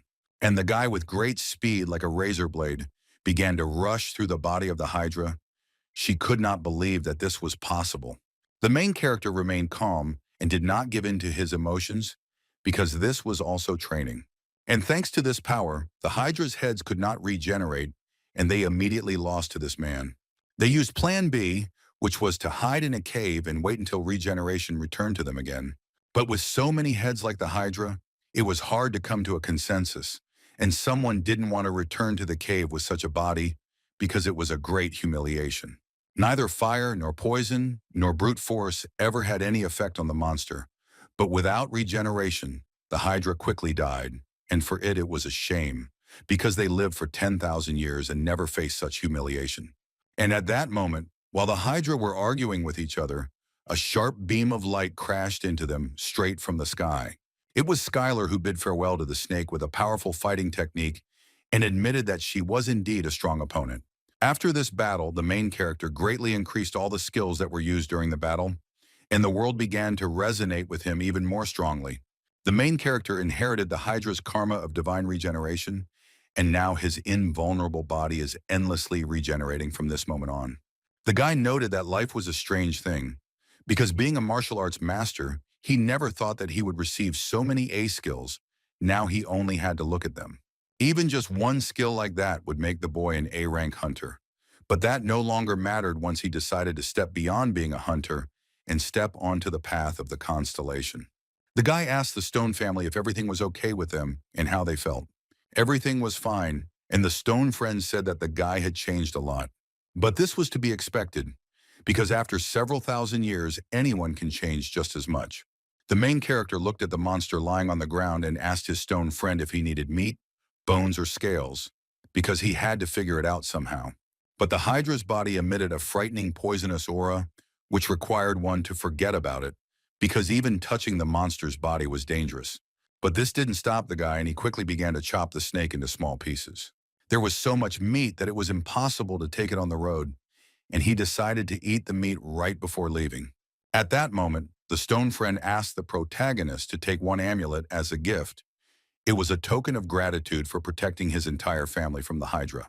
When the guy took the gift in his hand, he received a notification that in front of him was an artifact of the subspace necklace. Thanks to this necklace, the guy could place all the pieces of the Hydra directly into it. The bones of the Hydra could be used to create various items and weapons, and the Hydra's tough scales could be used to make armor, if carefully crafted. The guy was delighted with such a generous gift, because he could throw in a cauldron and even unenriched ore, and it was all very convenient.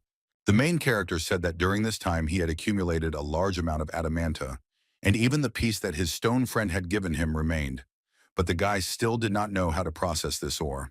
Skylar already imagined that as soon as he learned how to melt this material, he would immediately make a frying pan and a cutting board.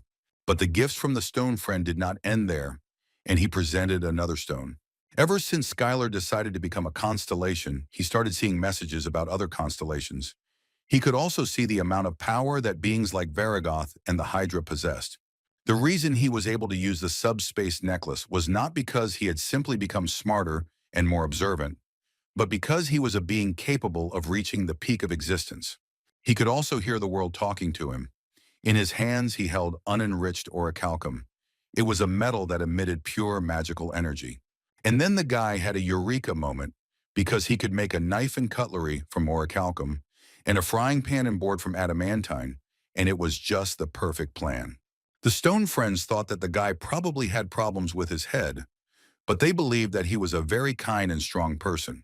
The guy held the necklace up and said that it couldn't hold things indefinitely just because it was a storage artifact.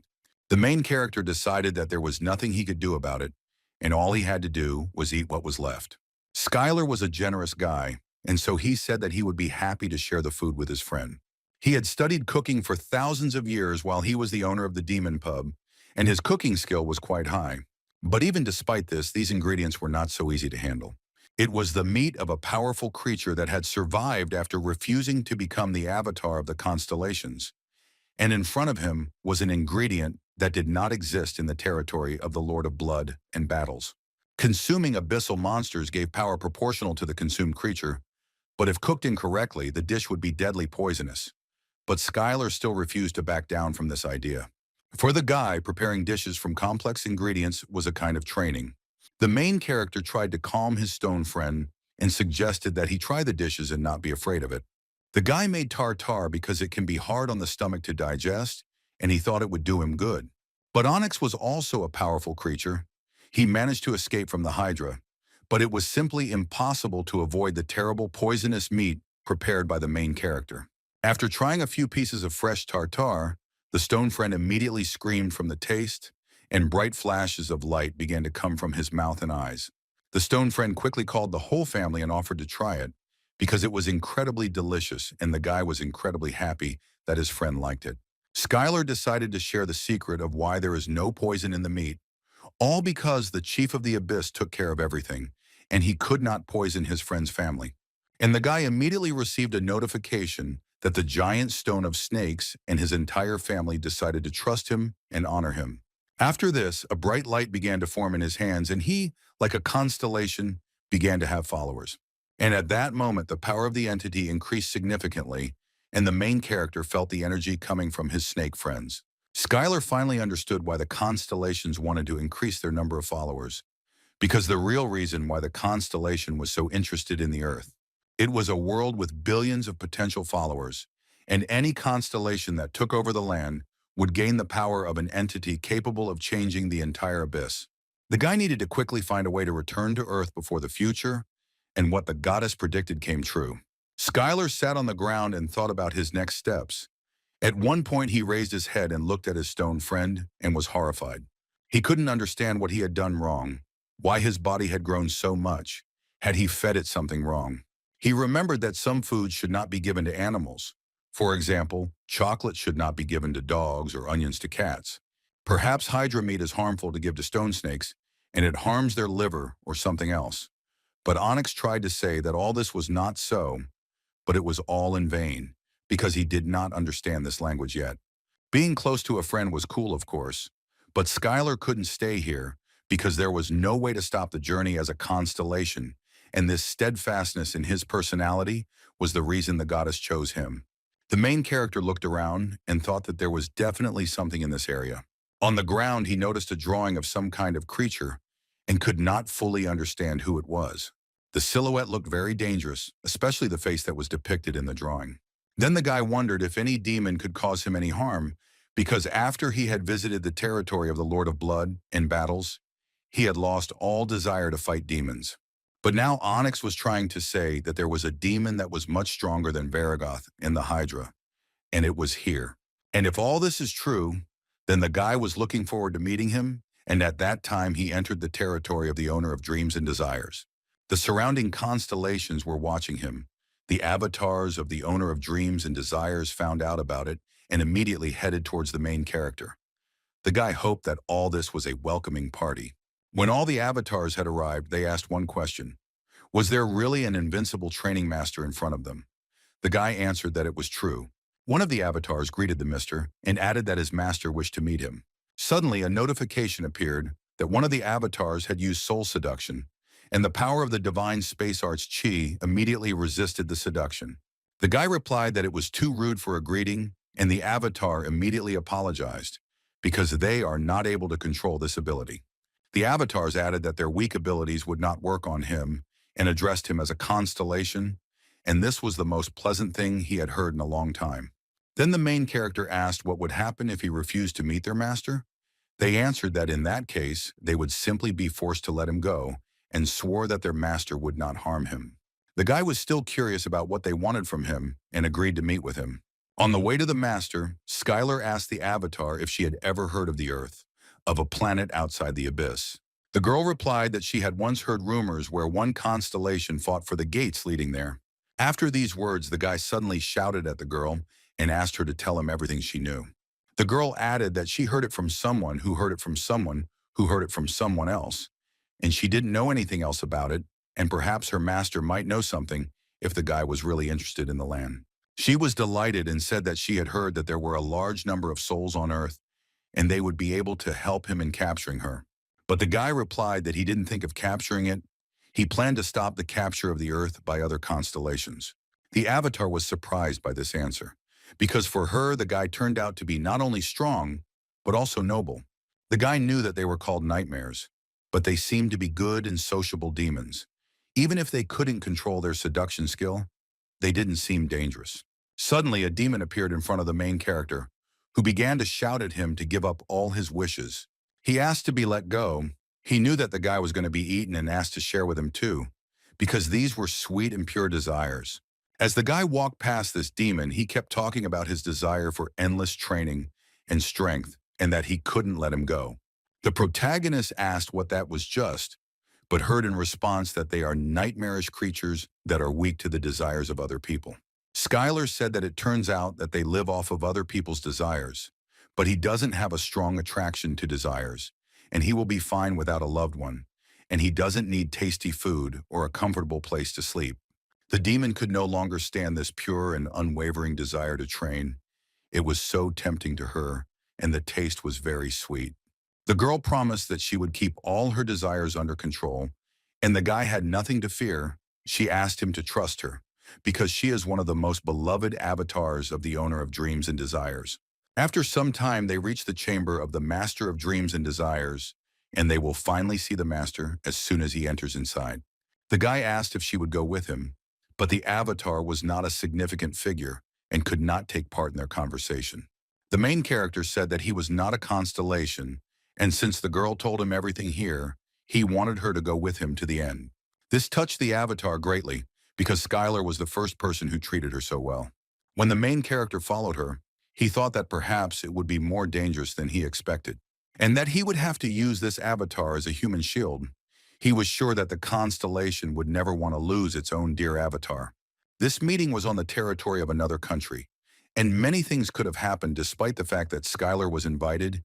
He did not let down his guard, because the title of Invincible Training Master is not given to just anyone. When they entered the hall, the main character was overcome with the feeling as if he had just woken up, and he was surprised that the avatar suddenly just fell asleep. And at that moment, a voice was heard that addressed the avatar and said that he must be having a good dream about how he devours the desire of the protagonist. The guy turned around and asked if he was the master of dreams and desires. The girl replied that everything was correct and added that he was the constellation that had been putting on so many performances lately and that she had long wanted to meet him. The guy upset the girl by saying that he was not yet a constellation and that he still had a lot of work to do on this. But the little girl immediately replied that the one who has entered the path of the constellation can also be a constellation, since he is capable of the same things as they are. She added that this also applied to the main character, but couldn't he use the power of the essence, like the other constellations? At that moment, the guy had a question why the owner of dreams and desires looks like a child. Then Skylar began to slowly remember what exactly happened when he entered the constellation chamber. Hasn't he done enough since the guy has been wandering in the abyss for 10,000 years already? He refined the divine space art and reached the peak of martial arts, and even reached a level that is higher than all existing ones. Does he really need to become a constellation when he should just be enjoying the peace of enlightenment? After these thoughts, the main character asked the question why they try to charm or seduce people and destroy their minds. Then the little child replied that this is the essence of dreams and desires, because the creatures that enter this room embody all desires and find peace, and it is very difficult to refuse such a gift if you are not a constellation. The girl added that the only thing he was not capable of was waking up by his own consent, to which the guy quickly exclaimed what she meant by the word waking up. The goddess of desires said that she was sure that the guy was confused, but she would not explain everything to him at that moment. Then the main character asked what she wanted to achieve from him. The little girl smiled sweetly and said that she would be happy to explain everything if he would join the alliance with them. The main character was not particularly surprised by this, because all the constellations thought about only one thing: well-being and power, and who was next to them. The girl was amused by the answer. She laughed and added that the guy was indeed right. All the constellations are selfish, and they cannot live differently. She said that selfishness does not always mean loneliness or remorse, but rather allows them to cooperate. Then Skylar guessed that she had decided that forming an alliance would be very beneficial for her. The goddess of desires replied that the guy was right. Mortals looked at them as gods, but it was not easy for them constellations either, because if a constellation showed even the slightest hint of weakness, a strong constellation would attack it without hesitation, and therefore an alliance was necessary for them. Some constellations are not satisfied with a future that consists of survival. The destruction and devastation caused by the constellation's obsession with conquering lands will lead to despair, in which no desire can exist, and nightmares will no longer have anything to feed on. The guy wondered if expanding the territory wouldn't solve this problem, or if they could find slaves to take away their desires. The girl then replied that such an idea of a wish farm could only come from a constellation that was originally human, since constellations cannot enjoy unlimited potential like mortals. The girl turned to the boy, saying that just as he was now unable to feel remorse or complacency, she too could not freely control what was not related to her dreams and desires, without the risk of losing the power of her essence and becoming weak. Nightmares require high-quality 3D desires, not those generated by fear and anger, but desires filled with ambition or a sense of achieving a world of abundance. The girl was only a nightmare god, and she couldn't do such a thing in the real world. The guy couldn't believe that they couldn't live without others, and it looked pretty strange. Skylar came to the conclusion that the goddess wanted to create an alliance of weak altruistic constellations, but he wondered if she didn't think she had revealed too many weaknesses to him, and what if he turned out to be bad and greedy. The girl replied that she had thought about it, but thought that it would be easier to come to an agreement with him than with the other constellations of the abyss. The main character found it very strange to be so trusting in this decrepit world. But in reality, the guy was radiating a huge desire, but none of it was about conquest or power. The only thing they had was continuous training day after day, achieving perfection in martial arts and tasting various products in the abyss. The protagonist still had a few questions, because it seemed to him that all this sounded like a very good deal. The question he asked was what he would have to do if they formed an alliance. What responsibilities would he have? Skylar added that he is quite a busy person and may not be able to help her all the time. The girl laughed a lot and said that he was really an amazing constellation and wanted to learn about the responsibilities more than what benefit he would get from it. She said that as long as other constellations do not attack the alliance, there is no need to do anything. There is no point in duties, and the constellations do not take part in what is not beneficial to them. The goddess of nightmares added that if he had to do something, then let him do it. The battle between the constellations dragged on for so long that sometimes it became very boring. It doesn't matter where Skylar is because they will always have time to come to each other's aid. After these words, the guy agreed to the deal, and they both shook hands. He added that he was a newbie who had just started the path of becoming a constellation and was confident that the abyss was full of dangerous and false constellations and that the protagonist really thought correctly. After all, being in an alliance seems safer than trying to cope with everything alone, and he thought he could get help in returning to Earth. At that moment, the guy saw the name of the alliance, and it sounded like the Alliance of Minor Constellations. The main character didn't like the name much, because he had been away from society for too long. If Skylar didn't keep his promise in the alliance, it could affect his essence power. The girl asked if everything was okay, and if he liked the name. But the guy quickly responded by saying that he thought the name was really good. Suddenly, a fiery whirlwind appeared behind the girl, which meant that the kitten of lava and magma greeted him with its paw. Kitten said that he would have treated him very well if he had become his avatar. But instead, he had made a foolish mistake by joining the Alliance of Minor Constellations. Then the boy remembered that they had talked earlier about the kitten being a member of the Minor Union of Constellations. Skylar didn't understand why the cat was talking to him telepathically when it was right in front of him. Then the girl said that usually constellations do not leave the territory where they are located, and thus the members of the alliance arrange a meeting remotely. The guy compared it to a video conference that could take place on the ground and asked if other members of the alliance should join now. Everyone laughed loudly, but only Skylar did not understand what was being discussed. As it turned out, there were only 2 members of the constellation in the union.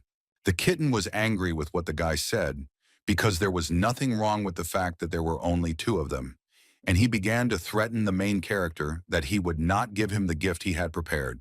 The little animal turned to the boy and said that he had heard that he was collecting adamantine and orichalcum and offered to make the items he needed out of them. Then the girl screamed that the kitten was the most famous blacksmith in the abyss. He said that he could make a weapon for the protagonist as a gift for joining the alliance.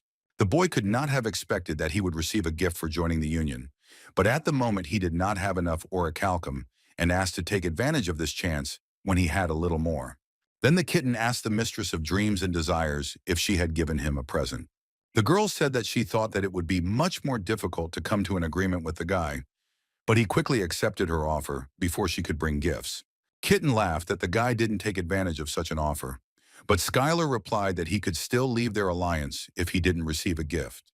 Then the girl made a small wave of her hands and added that the constellations are arrogant and selfish creatures by nature, and therefore before their meeting, they prepared something that might interest the main character. In his hands, the boy held an A-rank martial arts scroll, Kai Vampirism, and several orichalcum ingots. The girl said that Kai Vampirism is a martial art created by nightmares, and she thinks it will suit him even if it has the effect of absorbing magical energy. There is no nightmare that could become a master of this art unless it is someone like the protagonist who has achieved such greatness. And she added that using magic is a much more effective way than learning martial arts. The guy asked how many days it took them to collect so many materials. It took more than tens of thousands of years to collect them. The guy really liked these gifts. He expressed great gratitude, and now he thought that it was possible to make the things he needed. The kitten of lava and magma excitedly asked the boy what kind of weapon or armor he wanted to create. He added that with this amount of materials, the guy will be able to create an epic sword or shield. Then the cat began to boast that he could create any unique design. He offered to create an indestructible shield from adamantine or a powerful sword from orichalcum. But the boy interrupted the great blacksmith, saying that this was not the equipment he wanted. The main character approached the cat and told him that he wanted kitchen utensils. Lava's kitten asked to answer seriously and could not believe that the guy wanted an adamantine frying pan and cutting board and to make a knife and dishes from orichalcum.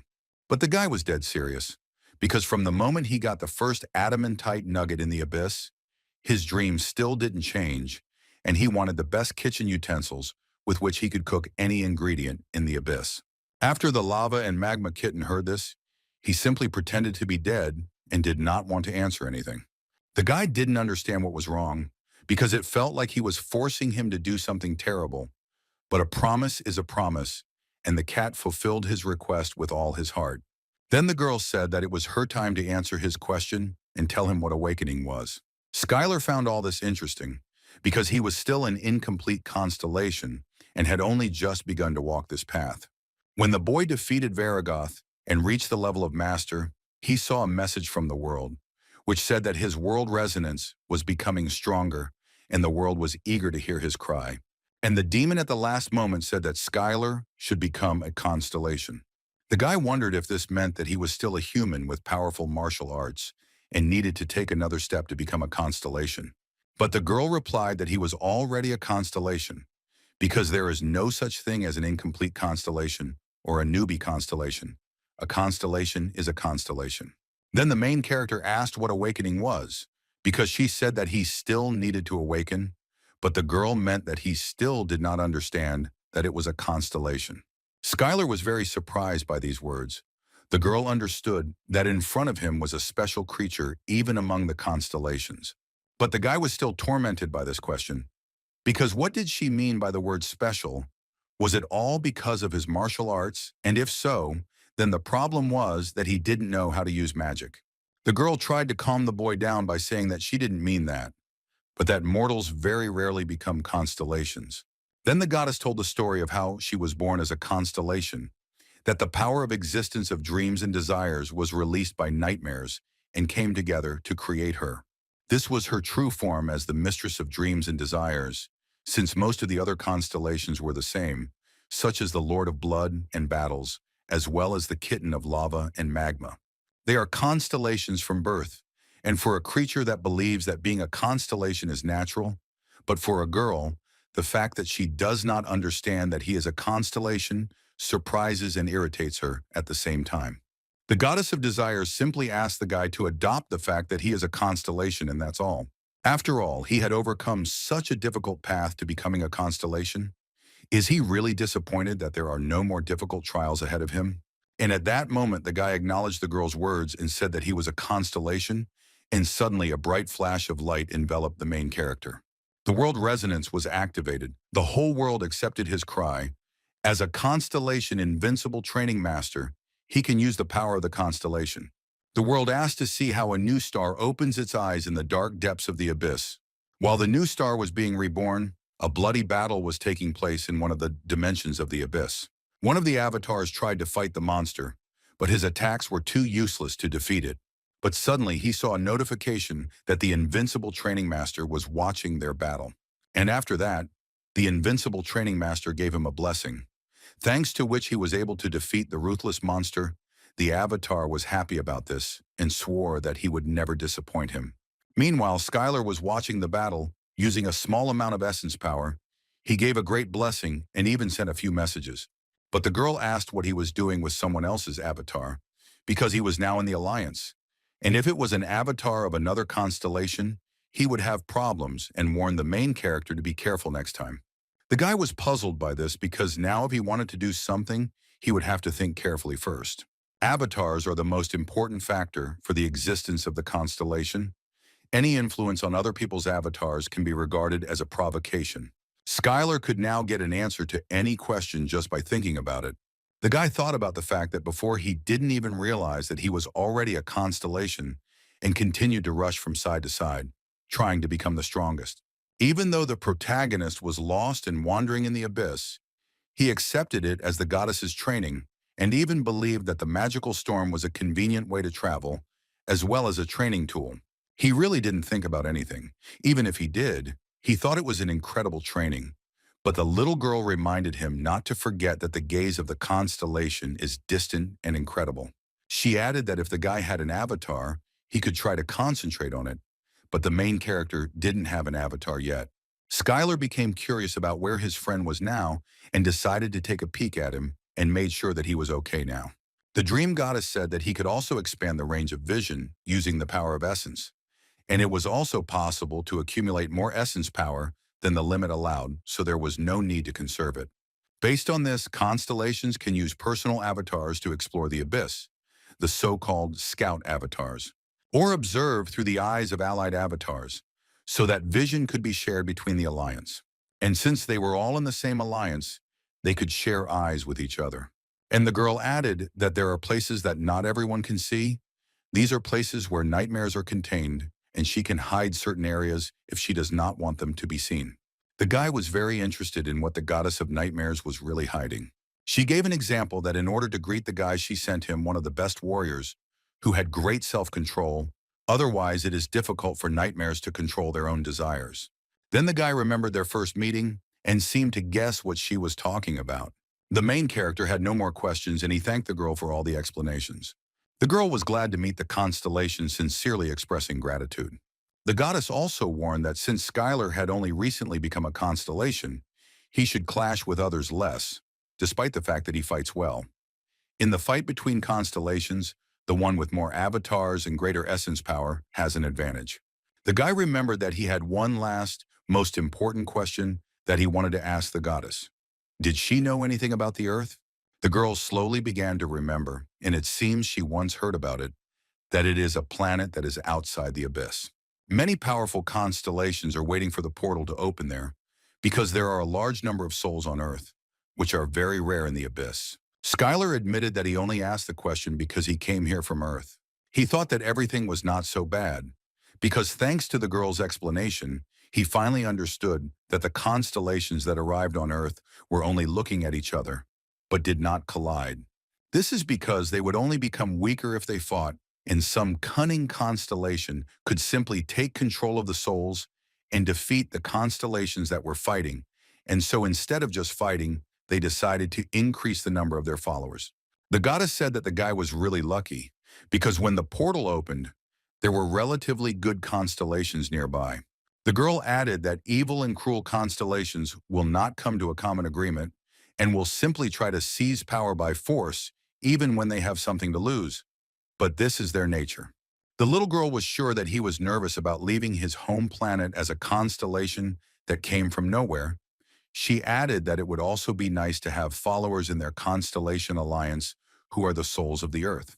Suddenly, the guy waved his hands up and with a sharp movement cut off the long braids and made the same appearance as before. The reason the boy's hair grew so suddenly was because he became a constellation, and the changes in his essence were reflected in his appearance. The girl asked if he had decided to return to Earth no matter what, and not forget his mortal origin. The guy replied that it was not that at all. It was just that long hair really interfered with training. At the end of the meeting, the goddess decided to give him advice. Since he was planning to return to Earth, she said that if the portal to Earth was open and the nearest constellations were watching him, she didn't think it would be a good idea to openly reveal that he was a constellation. After all, even the good constellations are hostile to him. Even if these are constellations capable of fighting for the land, they are much stronger than them, and no matter how good the constellation is, they will not close their eyes to the fact that they can lose the soul they own. The goddess asked him to hide the fact that he was a constellation and not to use the power of the entity, because then the constellations would not take their eyes off him if they found out that he had returned back to Earth. She suggested mixing with the ordinary inhabitants of the Earth and then quietly and carefully acquiring followers. They will become souls that accept the essence of the main character, and so the constellations on Earth will discover the loss too late. The guy thought about it very seriously because he never thought about becoming an actor or a star. The girl objected, because isn't becoming a hero who destroys monsters enough? The guy replied that they are called hunters, and if you think about it, famous hunters also have fans, just like he had an idol, whom he previously perceived as a fellow hunter. Skylar told that there is a constellation on Earth that knows about him. The goddess thought that perhaps it would be a good idea to join him with them. It would not hurt to increase the strength of their alliance. The girl became interested in who the guy was talking about and found out whether he could be trusted and how he found out about him. Then Skylar tried to tell the story of how he fell into the abyss after meeting the goddess of Libra as briefly as possible and as simply as possible. No matter how the guy tried to embellish this story, it didn't help, and the girl considered this story bad. The goddess of fear said that she had heard of this constellation. Then the guy shouted that he guessed that even in the abyss, the ability to see the future is not so common, although it seems that this is not so, but she could have a plan. The girl replied that she had heard that she was a constellation that constantly made fun of her own actions by misunderstanding the prophecy. She added that predicting the future is very difficult, and what is the point of prophecies if you can't benefit from it? And she didn't fully understand whether this constellation would somehow help their alliance. Considering the fact that she tried to stop the evil constellations, it is likely that she is collaborating with others, and this will not be enough to join their alliance. Then the kitten said that even though she seemed so stupid, she could share her visions and they could help her stop them. And then they asked the training master to ask the guy to join their alliance. Since he was returning to Earth, they were sure that she would help them, but they were worried about how she would react to the fact that the main character had already become a constellation. The guy needed to find a way to contact her, and he asked if his friends knew where she could be. But he could not get an exact answer, because no one suspected or knew her name, and moreover, where she was. Skylar has awakened as a constellation and joined a formidable alliance, but he is no closer to returning to Earth. The guy felt that he had to find her personally, because she was a key figure, because the more creatures knew about her, the closer he was to the Earth. On the way back to the constellation, one demon flew up and said that she would be happy to accompany him through the owner's territory. She asked if he was planning to return back to Earth, but the guy firmly replied that he still had important things to do here. Lava Kitten was currently making his gear, and the guy should stay here until he was done. The girl replied that she remembered those valuable minerals that the main character had been collecting for so long, and was absolutely sure that if the great blacksmith kitten made it, then this equipment would become legendary.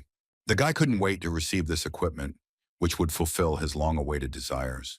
The girl asked the constellation where she should take him, because this territory is full of beautiful places. The guy knew where he wanted to go. He told him that he heard from the owner about the Fountain of Enlightenment, about the place for their training to learn to control their own desires. If the main character has to wait here, then he must also undergo training that is only possible here. The girl laughed loudly, because these were the words of a true master of training. The demon told a story about how many nightmares used this place in the old days. But since the owner was born, it became forbidden.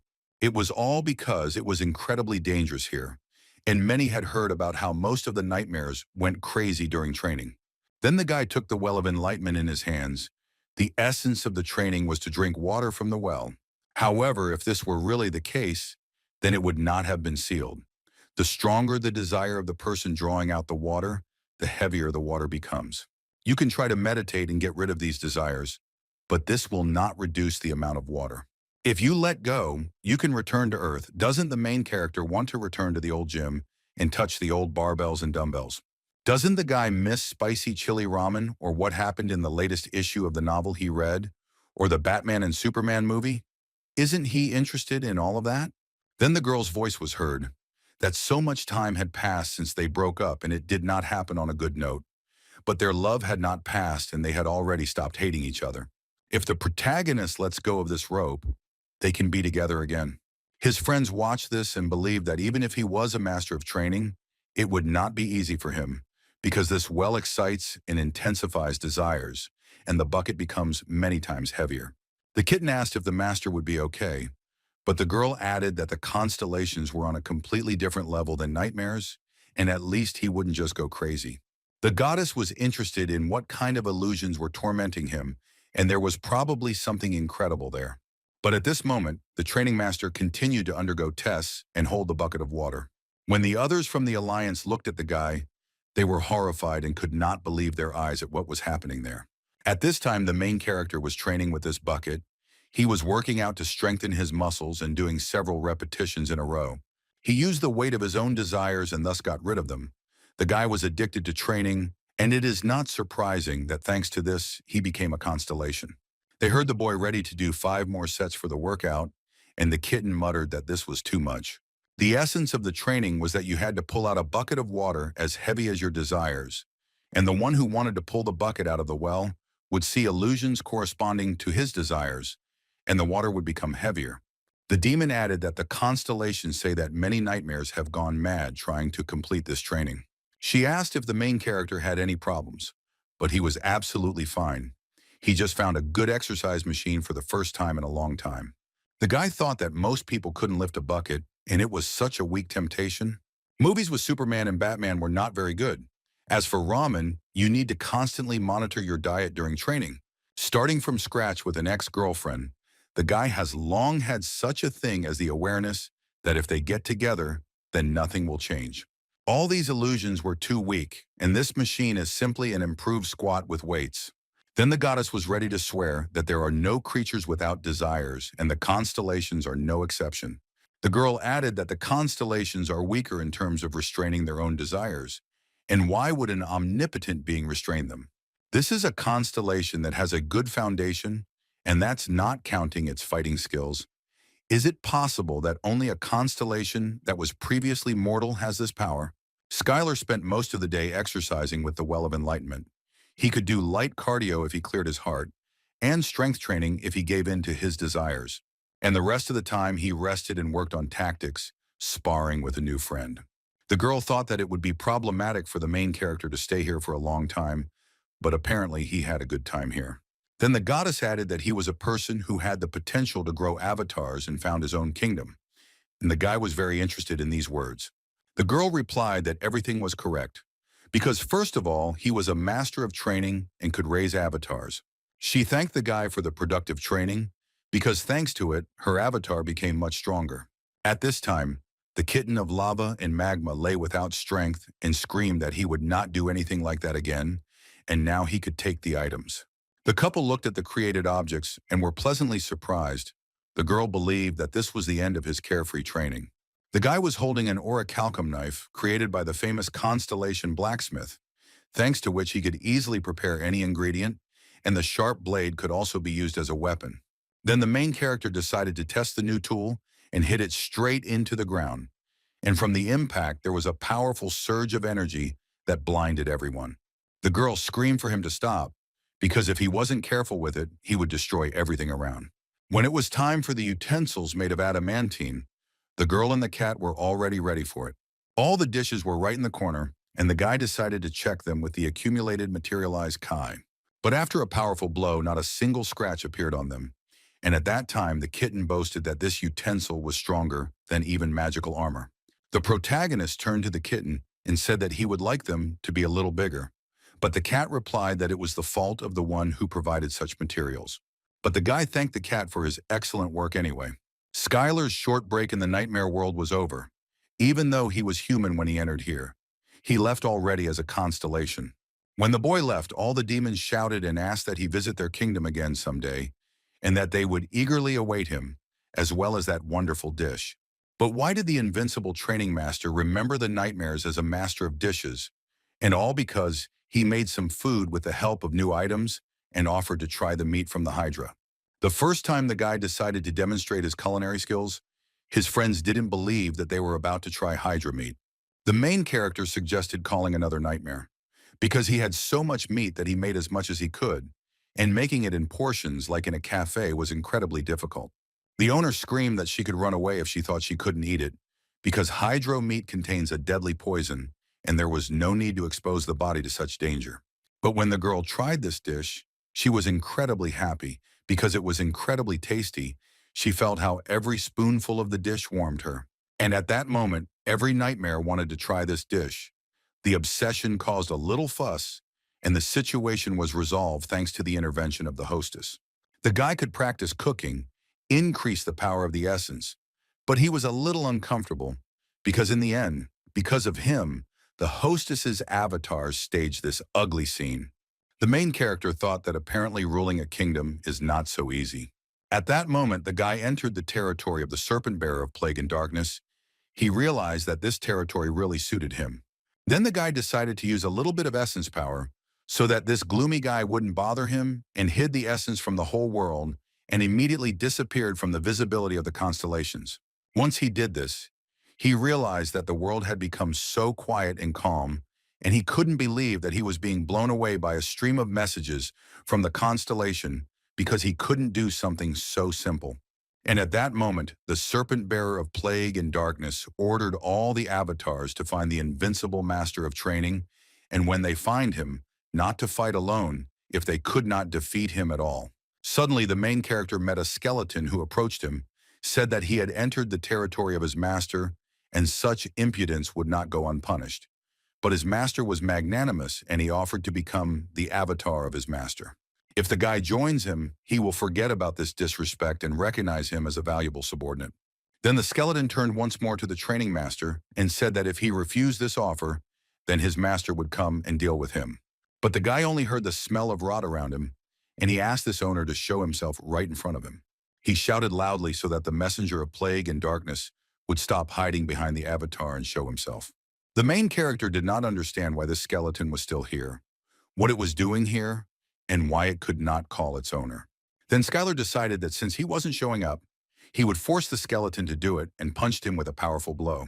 The guy continued to insist that the serpent bearer of plague and darkness show himself to him and stop hiding behind a weak avatar.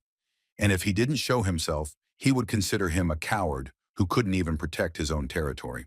The owner and the cat were stunned that the main character decided to start a war between the constellations. They tried to stop him, saying that it was madness. Then the boy remembered that they could be watching him, and the mistress said that challenging a mid-ranking constellation to a fight was reckless. But Skylar did it because he had to get back to his roots. After all, even after he fell into the abyss, the guy was never a force to be reckoned with. Being a weak man, he always fought against hostility. From the point of view of the powerless, he did everything he could. However, after he became a constellation, nothing changed. He always hid from the older constellations and, like the last coward, remained in neutral territory away from the prying eyes of the constellations. The protagonist has lost the meaning of fighting and must now follow his own path, living like a constellation, putting his own life on the line, and fighting the messenger of plague and darkness. The fact that his opponent was a constellation didn't change anything. Skylar's friends screamed loudly because the main character's opponent actually heard him and came to fight. The Ophiuchus of plague and darkness came to the protagonist at his request, and the kitten screamed that it was too late to run. A mid-rank constellation, the messenger of plague and darkness, came with an army of skeletons. He appeared before the avatars and those doomed to die. The messenger of plague and darkness thought that his opponent was more insane than he expected. The messenger did not understand why a constellation much weaker than him challenged him. The constellation turned to the guy and said that if he was defeated, he would be completely destroyed, and even if he got involved in this battle, nothing would come of it. But if he lost, he would lose a lot. However, if the messenger of plague and darkness does not accept his challenge, then his status and reputation will greatly decline. The creature approached the protagonist and asked how he dared to challenge him. But Skylar, without further ado, despite being the first to challenge, did not let down his guard and immediately began the first battle with the constellation with a powerful blow. The guy understood that the difference in strength between them was too great, and he had to end it quickly, using all his power. But if the fight dragged on, he would definitely lose. In one blow, he put all the power of the cosmic fist and added a little bit of essence power. This blow was truly powerful. No one could have expected such an outcome of the battle. Born as a constellation, he felt pain for the first time, as if his essence was being torn apart. Other constellations, including the messenger of plague and darkness, rarely fought personally because it was too dangerous. The messenger did not understand what kind of technique this was, why this magic was so crazy, and how it could even be called magic. Skylar kept throwing punches. His attacks were working, and he couldn't pass up this chance to win. The main character did not understand why the messenger pretended to be weak, perhaps in order to attack unexpectedly later. Everyone around watched the bright flash in the sky because it was a battle of the constellations, although the glow looked more like the end of the world. No one understood how such a pitiful constellation could resist their inimitable master, the messenger of plague and darkness. Even though the guy had carried out a large number of successful attacks, he still smelled the rot, and knew that things weren't going to be easy. But as soon as he got closer to the constellation, he heard it loudly start shouting that it surrendered. The skeleton began to repeat that he had lost this fight and was asking the main character to stop. But the guy couldn't believe that he was actually giving up and continued to deliver crushing blows. And then the constellation swore that his territory and all his avatars, he gives everything to him and swears by his own life. Skylar's partners were very surprised by this. They could not have expected such an outcome of the battles. The kitten joined the conversation and said that he was really giving up, because constellations cannot lie about swearing their own lives. But the main character did not understand what he meant and why the constellation would give up. Then the guy decided to end it and finish the fight. The messenger of plague and darkness swore his own life and submitted to him. Several skills were activated, and the protagonist's power increased incredibly, and he realized that from this moment on, he could continue to fight. After all, his martial arts work even on constellations. And at that moment, the guy began to see and feel rivers of pus and buildings of rotten tumors, a kingdom of plague and darkness. He felt each avatar, his new kingdom and new avatars were waiting for a new king.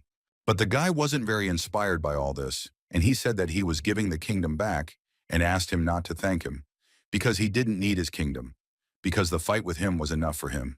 The Herald of Plague and Darkness was confused as he watched Skylar walk away. Battles between constellations are very dangerous. Both sides are at risk, and the winner takes absolutely everything from the loser.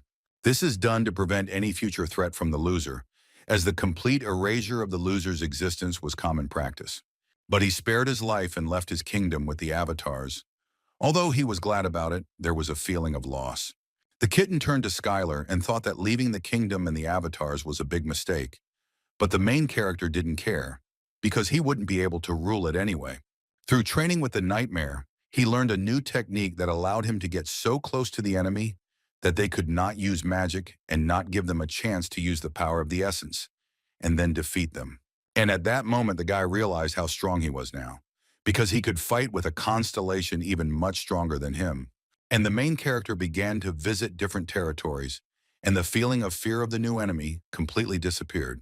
One of them told the main character that he would not be defeated so easily as a rotten weakling, and asked the guy to prepare to face his entire kingdom. Right in front of him was a mid-level constellation, the one who turns back time. At that moment, the good giant fighter and martial arts master skill was activated, which was what Skylar had hoped for, and vowed to defeat him with all his might. Hearing rumors of what happened to the Herald of Plague and Darkness, they prepared for all sorts of scenarios. In other words, Skylar now had to fight all the avatars of the kingdom. It took the guy 200 years before he stood before the constellation and won. Some constellations already knew Skylar well, and in a battle with them warned that there would be too little sense and offered to find a compromise right away. But there was no talk of any deal, because the guy wanted only one thing: victory over the Avatar, and after 150 years of battles, Skylar emerged victorious. Many mid-level constellations said that the invincible training master was sinful, but the guy didn't want to hear it and immediately went on the attack. In this battle, the Unshakable Alliance destroyed him, thanks to the power of the lava kitten and magma that complemented him. Skylar defeated him in 6 hours. The joyful goddess and the cat were relaxing carefree and did not envy the battle constellations and other high-level constellations. The girl was sorry that she still hadn't found a way to return to Earth, but it seemed the guy was in no hurry to do so. He hadn't been on his own territory for a long time and continued to improve in the field of cooking. Cooking in the Abyss had turned from a mid-level skill into a high-level skill, and his essence power had increased incredibly. The boy thought that if he met a constellation, he would fight it, but if he met a monster, he would immediately eat it. The guy was sitting alone and thinking about when he would be able to return to Earth, and suddenly a portal opened in front of him. It was a gate that accidentally appeared in the Abyss. For Skylar, it became a way to meet a new opponent. But who knows? Maybe these gates led straight to the ground. It's like any lottery. If you don't try, you won't know. When the guy entered the portal, he immediately found himself among massive mountains and green forests. The main character could not believe that he actually won this lottery and ended up on Earth. Skylar thought that this was all true, and he decided to find people first and noticed a village in the distance. It didn't look like some big city. But when the main character came to this village, he was surprised, because goblins stood in front of him. Then he thought whether it was possible that during his absence, people disappeared and goblins appeared. Then the kitten said that although it looked like Earth, it was not it. He was on the planet of goblins. This planet was called Ephesus, or otherwise Goblin Paradise. Even though the guy saw goblins in the dungeons from time to time, he thought they were just monsters. But contrary to his expectations, they were able to create a real village. Although the Goblin Kingdom looked like Earth, it was much closer to the abyss, which meant that portals appeared here much more often. The Ephesian goblins had been fighting the monsters from the abyss for much longer than the humans. And so the system for fighting monsters was much better than that of humans. But this system only worked when they encountered normal monsters. And suddenly their world came to an end, because before them stood a wolf devouring planets. The appearance of this monster was commensurate with the power of the constellation, and the dwarves immediately screamed that the end had come for them, and Ephesus would be destroyed. But the goblins were brave and tried, despite the fact that it was dangerous to get closer to the enemy, because their king was the strongest magician of the hilt. And the brave Goblin King, who was sitting on his tame dragon, was rushing straight towards the formidable enemy, and if he did not fight him, then how could he look his own people in the eyes? The goblin was no coward and would never run away from his duty. He was Odagon, the Goblin King and the strongest magician of the hilt. He shouted that even if this was the end for the hilt, the goblin would at least leave a scar on it that the beast would never forget. But suddenly a bright blue flash appeared above the beast. Odagon could not understand who it was and where this light came from. Skylar surprised everyone with his spectacular appearance. He only had one chance, because in terms of combat power, this wolf is comparable to a mid-level constellation. But it is not a constellation, since its existence is not focused on one thing. He had the opportunity to stop him right now, this second, and he used everything he had. And indeed, the attack was so powerful and strong that the planet-devouring wolf was immediately defeated. The protagonist was glad that, fortunately for him, everything went according to plan. Several skills were activated and his essence power was significantly increased. Skylar always felt a sense of crisis when faced with constellations and monsters comparable to him. Powerful creatures that mortals dare not confront have an incredibly low pain threshold. The kitten said that such strong creatures have practically no experience in fighting opponents equal to them, and he praised the guy for using such a strategy. The protagonist thanked the cat and said that if he had withstood his last attack a little longer, or had been prepared in advance, then this battle would have lasted for several centuries. At that moment, the main character saw surprised goblins in front of him, who stood and looked at him in surprise. The guy hoped that they would not attack him, especially after seeing this battle. Then one of the goblins got much closer to Skylar, and this made the guy panic a little. But the goblin fell to his knees before him and said that when the other constellations were busy and doing nothing, he was the only one who came here and helped his people. He bowed low to him and said that he was now his god and his master. From that moment on, the Goblin King Odagon swears allegiance to him, and all the goblins who were there bowed their heads before the main character. Thanks to this, the Goblin Kingdom of Ephesus was now under his control, and his constellation power increased depending on the number of souls that worshipped him, and the world began to resonate with him. The power of the constellation was increased. The power of the constellation was awakened, and the boy obtained the skill of the constellation of the territory belonging to the invincible god, and now he has become a middle-rank constellation. The kitten of lava and magma told the boy that he was so filled in his own mind that it would be nice if everything happened the same way with the earth. But the guy didn't think that people would be so simple, because the earth is different from this planet, where there are only a few hundred goblins. After all, if Skylar defeats the huge monster on earth, he will simply become famous. And that will be all. Because people are not like goblins, they will not obey. Because the reality is that they are constantly trying to destroy and subjugate others. As the boy was leaving the scene, the Goblin King caught up with him and shouted that he would go with him and would always stand by his side. The main character addressed the goblin by name, and he was very grateful to him for remembering his name. Skylar said that he was going into the abyss, and that it would be difficult for mortals like him to follow him. But the goblin was not stopped by this, and he would follow him even into the darkest depths of the abyss. Odagon added that he was the king of the goblins, and was not like the dwarves who broke their own promise because of difficulty, and if he and his people did not repay the savior, they would live with even greater regret. The protagonist noticed that magical power surrounded his entire body. Even compared to earthly hunters, he was a powerful force to be reckoned with. The boy agreed to the goblin's offer and said that his abilities as a magician would be very useful to him, but warned him not to regret it later. The goblin asked what his master wanted to find in the abyss, and then the guy told him about a planet called Earth and asked if he had ever heard of it. But the Goblin King heard this name for the first time. They set off on a long journey because they must arrive on time, because most likely she is too far away. This story has been up until today about how Skylar became an invincible training master and how the Goblin King became his subordinate. The goblin and the boy looked at the meat and thought about what to do with the large pieces of animals. But there was no more room in the spatial necklace, and then the goblin suggested using spatial magic. At the moment when Skylar was unloading huge pieces of meat, the dwarf turned to the owner, saying that a strong magical storm was starting nearby and they should find shelter. The guy looked at the storm and said that he had been waiting for it for a long time in order to move a long distance. The protagonist added that he had spent too much time fighting 3 monsters at once, and now had to use the storm to move faster, a thought the goblin didn't really like. They were standing right in front of a magical storm, and the goblin was ready to do anything for his master and would go where his master would go, even if he died. Odegon looked at the continent-sized piece of land that was destroyed in an instant. Although a magical storm was not that rare in the abyss, but this particular one was very strong. The goblin asked the guy if he had ever traveled using a magical storm, and the protagonist replied that if done correctly, it was a very fast and good way to travel in the abyss, and also very convenient. Odegon said that even the constellations avoid it, but he will follow it to the ends of the earth. But suddenly the magical storm began to disappear. The magical power began to concentrate and transform. Since the size of this magical storm was too big, it would produce a lot of byproducts and disappear.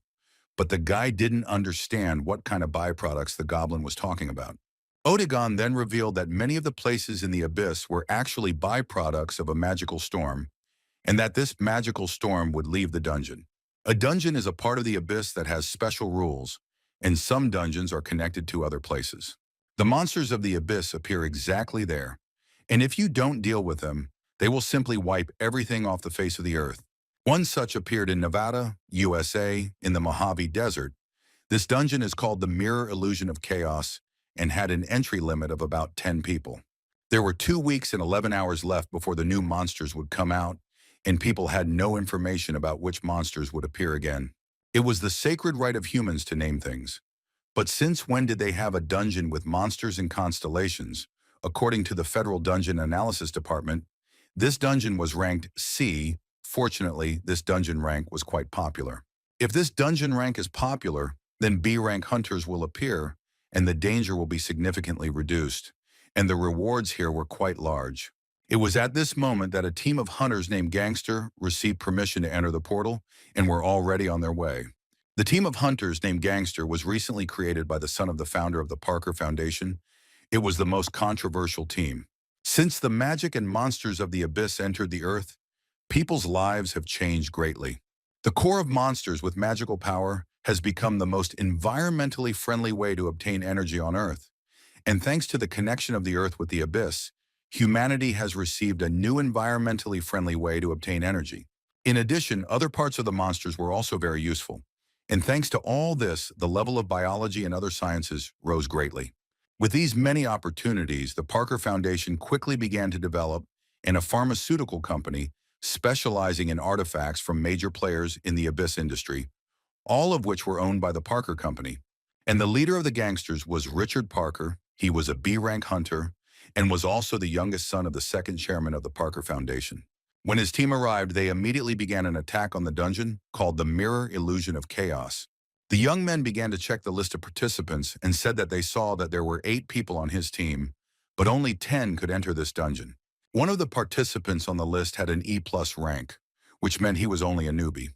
But the guy was too confident of victory and said that he had 7 C-rank hunters, and with such a B-rank hunter, it shouldn't be a problem.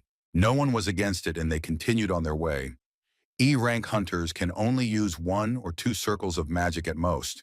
They won't even be able to cause any damage to monsters from the C-rank dungeon. The dungeon with this rank contained large rewards. And if one was lucky, one could obtain items worth tens of millions of dollars. Usually these rewards were not given to E-rank hunters who did not make a significant contribution to the battle. After the final roll call, permission was given to enter the mirror illusion of chaos, and the team was warned to make their final preparations. One of the newbies had high hopes for the leader, but the leader asked him not to worry and just do the job he was hired to do. The guys thought that he must be a porter for the leader, and he just hired him for money. The newbie won't get a reward until they return from the dungeon. And the whole squad, one after another, began to pass through this portal. At the moment when the squad had fully entered, the status of the dungeon changed to the fact that there were currently battles taking place there, and the countdown was temporarily suspended. When everyone entered, suddenly there was a loud explosion, and a powerful stream of energy came from underground. All the workers and soldiers were shocked by this phenomenon. One of the workers shouted that most likely monsters would crawl out now, and it would be the end for them all. But as it turned out, it was just that the dungeon had grown in size. And then the scientists assumed that there must have been an error in assessing the dungeon's rank, and it was not a C-rank dungeon, but an A-rank dungeon. The workers wondered what would happen to the gangster team now, because they were now in complete danger, but it was too late to do anything, and they did not have time to do anything. When the team went inside, they found that they were in a ruin-type dungeon and were very happy, since last time they were in a swamp-type dungeon. At this point, the man ordered that a report be sent to the dungeon control team and added that after someone sent the report, they should call the Parker Foundation and report it just in case. But they understood that even if they followed the instructions and informed everyone, the chance of saving them would be minimal. At this time, in the dungeon, a newcomer pointed out to his leader that he noticed some creatures in the distance. It was a huge horde of monsters that were running towards the squad. The first day of the raid of the group of hunters in the dungeon was very suspicious, because it was very good, much better than the dark and slimy underground tunnel. This location resembled a temple that had been destroyed. Then one of the soldiers suggested finding the exit first, while the others would try to find the boss. The team captain warned his soldiers to be sure to look between the ruins, as monsters could jump out from around the corner, and allowed them to use enhancement magic to scout out the area. One of the soldiers reminded the captain that there were two exits from the dungeon, the first connected to the outside world, and the second to kill the boss guarding the center of the dungeon. And in C-rank dungeons, instead of looking for an exit, it's better to find the boss right away. When one of the soldiers was looking for a way out, he unexpectedly found a monster that was located not far from the squad. The squad captain ordered them to line up and not to get nervous, because their movements would be very easy to predict. But in front of them were F-rank monsters that weren't worth a dime. The monsters surrounded them from different sides, and one of the soldiers shouted that the magic of the second circle would be quite enough for them. The flaming arrows attacked the monsters, but they continued to advance and advance. The fighters were confident that they could handle them, because they were ordinary ghouls and could be stopped with just a couple of area of effect spells. After several shots towards the monsters, the fighters' mana was depleted, but the monsters continued to advance towards them. One of the fighters turned to the captain and said that if this continued, they would not last long, and at most they would be able to throw a couple more flaming arrows, and that would be the end of it. But the guy told me not to worry, because he would take care of it himself. C-rank dungeons can only be cleared if there is at least one C-rank or higher hunter in the party. With Richard Parker, a B-rank hunter, it was a piece of cake. However, the gang members realized that something was wrong, and this time it would not be easy. In the same location, a bright flash of light appeared, and at that very second, Skylar appeared along with his new friend Otagon. After such teleportation, the goblin suddenly felt sick, and he apologized to his owner and immediately cast a spell against nausea. The Goblin King was greatly surprised that after going through all this and moving through time and space, the main character remained calm, as expected from his master. As soon as they landed, the guy smelled something rotten and assumed that there were ghouls nearby and ordered his partner to check if this was true. The goblin shouted that magic is a really convenient thing, and if the main character needs to learn it, he will gladly help him with it. The guy asked Otagon to check the area he had just flown over, and thanks to the fact that the constellations can see through the eyes of their own avatars, he could see what his partner saw. The guy asked to check one of the places, especially check in the shadow of the building right in front of the goblin and examine everything carefully. As he got closer, the goblin noticed the dungeon food rations for C-rank hunters. but warned the owner that there were some symbols there and that it all looked very unusual. The goblin added that if you look closely, you can tell that it was used to wrap a special magical weapon, most likely made by the same tribe that built this temple. Suddenly, Odegon shouted out that the master was seeing this, because he was circling right above a huge horde of ghouls. There were several thousand of them. The Goblin King suggested using the Seven Circles area of effect spell to wipe out the pathetic ghouls in one fell swoop, turning them into ashes so they could take care of the boss who was hiding somewhere. But the guy asked the goblin to calm down, because if there were ghouls crowding there, doesn't that mean that they surrounded someone or something? And Skylar immediately rushed to help, to save those who were trapped. The protagonist thought that if his intuition was correct, then those inside would probably lead them to the ground. When the main character discovered the monsters, he deprived them of their heads with powerful blows per second. He added something that they found in the square. It was earthly food, and asked Odegon to transform into something with the help of magic, because if he appeared in this form in front of those who were stuck here, they would have a lot of problems. Not all goblins in the abyss appear to be adequate creatures. Hunters from the earth have already become accustomed to meeting goblins in the dungeons. Odegon couldn't believe that he could be considered a dungeon monster. But despite this, the Goblin King fulfilled Skylar's request and used the magic of the sixth circle, polymorphism. And right in front of the guy, a handsome and tall guy descended from the sky. The guy could believe in such a power of transformation. Odegon didn't want to brag, but he added that among the goblins he was known for his incredible beauty. The guy said that now he looks like a perfect person, but his outfit was like a wizard's. The main character was surprised, because the monsters simply surrounded the hunters and did nothing to him. It was interesting what kind of boss was in this location, and maybe he was hiding somewhere nearby. But the goblin reasoned that perhaps this was not so, and if he had intelligence, he would not have simply surrounded them. Perhaps constantly sending ghouls was all that the boss of this location could do. There was a possibility that these ghouls were not controlled by a truly powerful black magician, but by a monster called Tarun. In the abyss, they are known as the Ghoul Kings. He looked like a monster made up of thousands of ghouls. Those who see only ghouls and try to find the one who controls them risk suffering from a surprise attack. For most, ghouls do not pose a particular threat, but those whose skills are at an average level can be overwhelmed by numbers. At this time, a group of hunters found themselves inside a cave. The only food they had left was gloves and boots. It was the 28th day of the raid on the Dungeon Mirror Illusion of Chaos. As soon as they arrived on the first day, they lost some of the necessary provisions, but they found shelter underground, where they were able to hide from the evil ghouls. They were forced to leave all their food and quickly get to a safe shelter. They had the opportunity to seal the passage so that no one could get inside. The squad captain was in deep despair, because fortunately for him, there was no other way in, and the gangster team spent a whole month without being able to do anything. One of the soldiers turned to the guy with the lowest rank and noticed that he had a very large backpack on his back. The guy didn't want to show what was in the backpack until his commander-in-chief gave the order to show all team members the contents of the bag.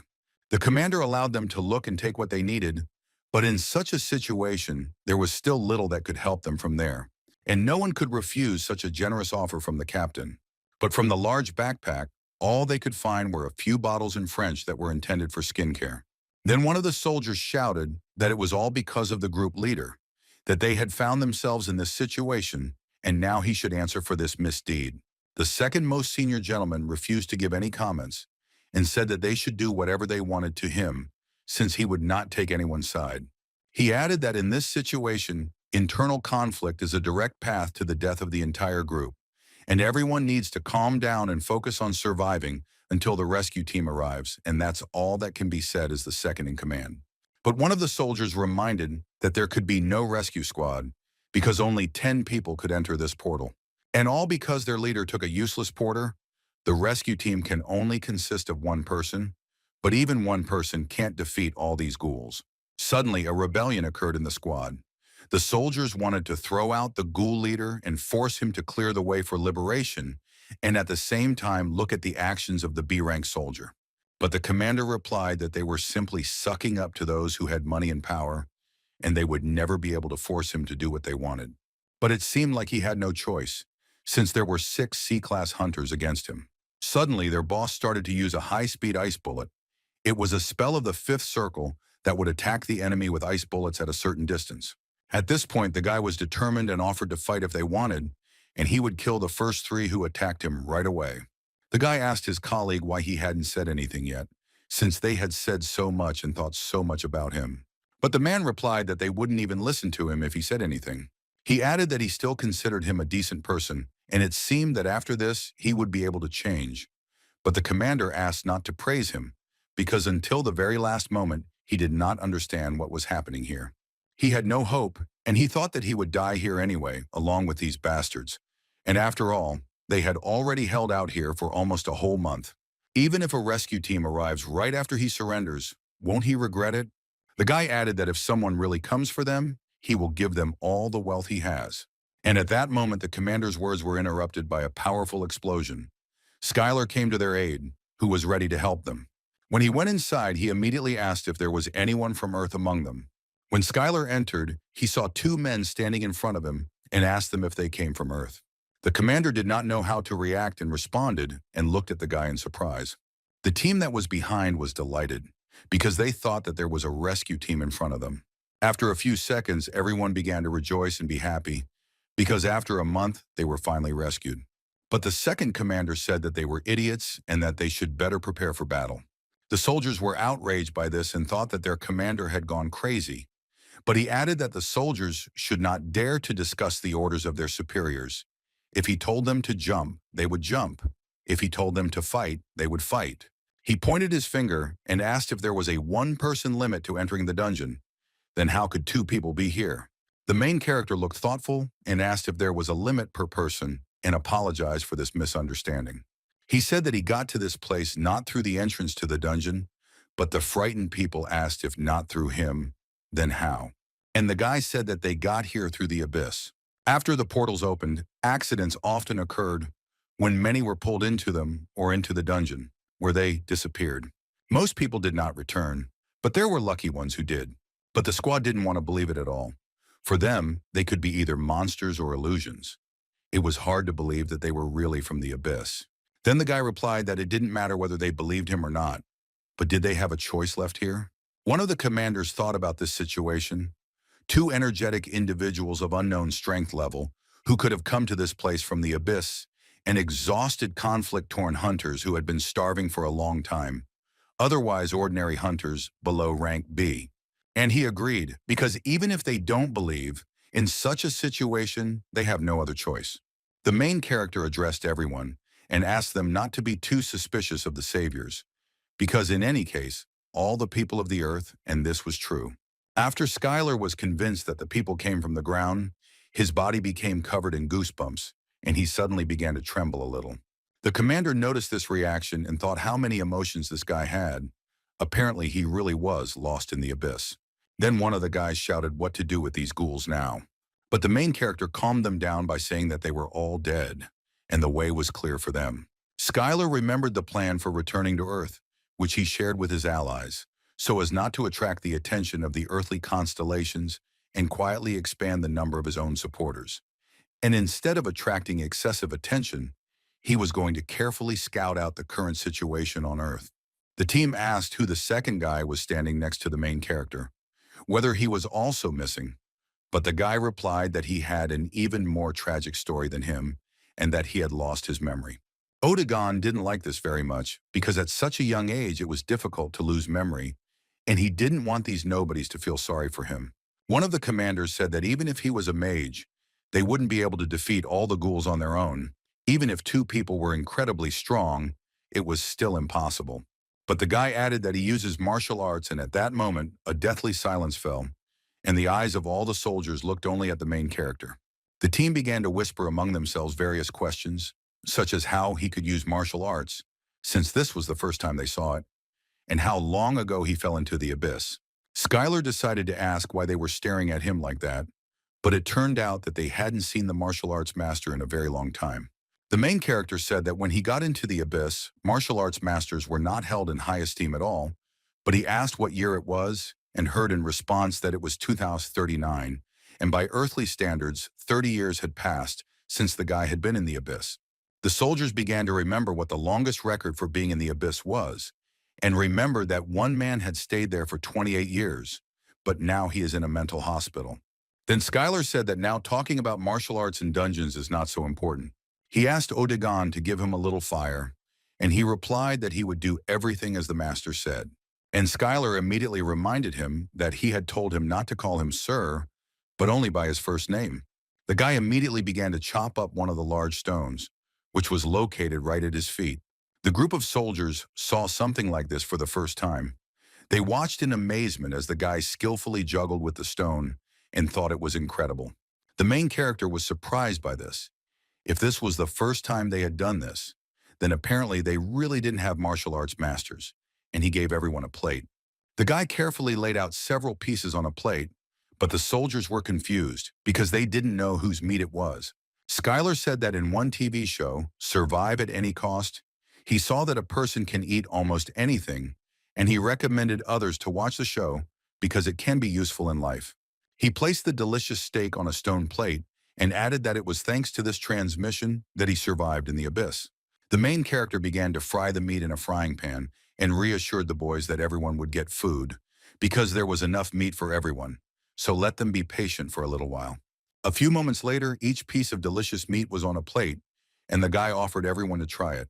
At first, people doubted whether they should eat this meat that the one who returned from the abyss gave them, but the enchanting aroma of the meat quickly convinced them. For those who had been on the brink of starvation for a month, this was a real feast. The guy was very surprised that they were very quiet, and perhaps they realized that Skylar gave them low-grade meat.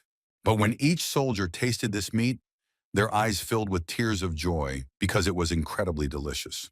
One of the soldiers suspected that this meat was unusual, and his mana began to replenish. Normally, if he used a few flame arrows, he would collapse from magical exhaustion, but now he felt like he could use a whole dozen of these spells. The soldier was grateful to the boy for giving them the special meat and thought he was a very generous man. But the silence made Skylar disappointedly decide that they looked so hungry that they would eat anything, and next time, it would be better to throw away the low-grade meat. The dungeon was designed in such a way that the ghouls were not only ordinary monsters, but also a crowd that formed the boss. And if they took them all out, they would clear the dungeon. So in order to get out, they had to finish off the rest. The guy was asked how he knew all this, but he replied that it was all because he had seen all sorts of things in the abyss. The situation became tense among the soldiers, and the lead captains separated from the detachment.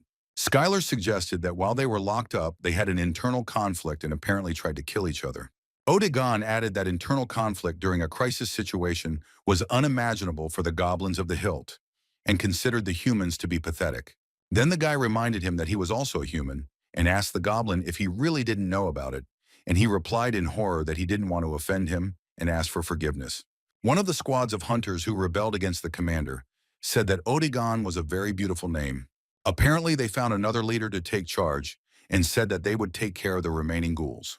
A group of people tried to suck up to the man who could take them to dungeons and higher-level rewards, and were very sympathetic to him because he had lost his memory, and if he didn't mind, they swore that they would be useful to him. But Odegon quickly suspected their cunning plan and decided that he would let them do what they wanted because the master asked him to talk to them carefully. Skylar asked what they were doing, and one of the commanders replied that it was hard to find a strong hunter who could lead others into a high-ranking dungeon.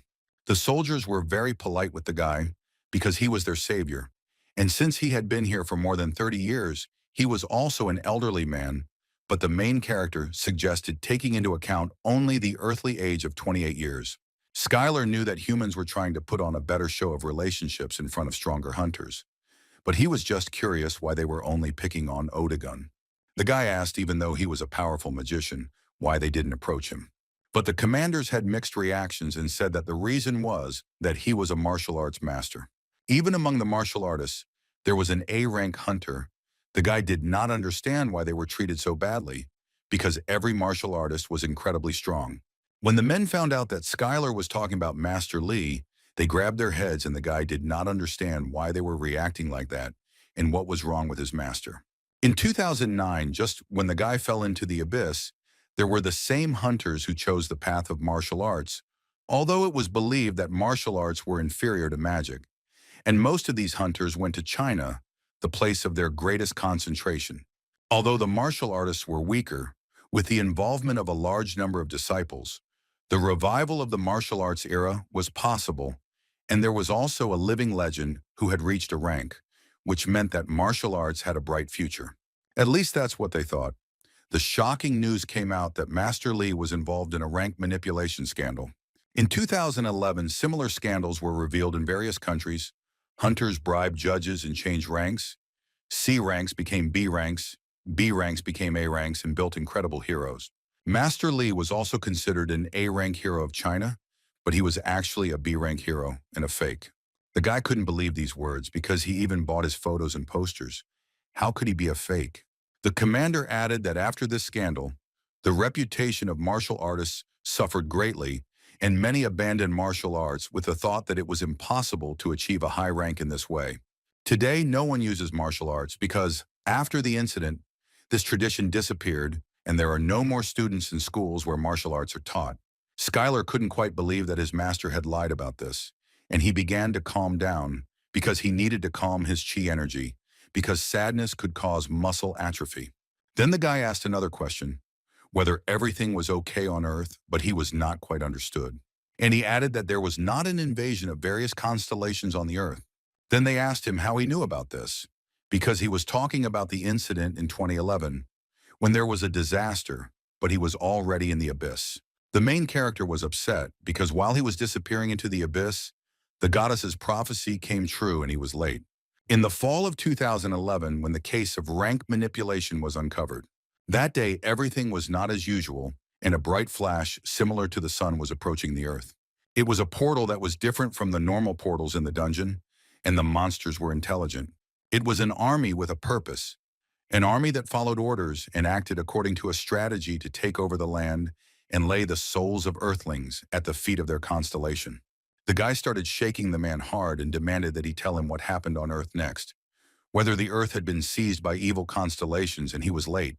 But the man asked the main character to calm down, because where would they be if this happened? And he replied that they fought back. The man said that there were a large number of victims, but they were able to stop them. All the countries of the Earth mobilized some of the best hunters who stopped the invasion.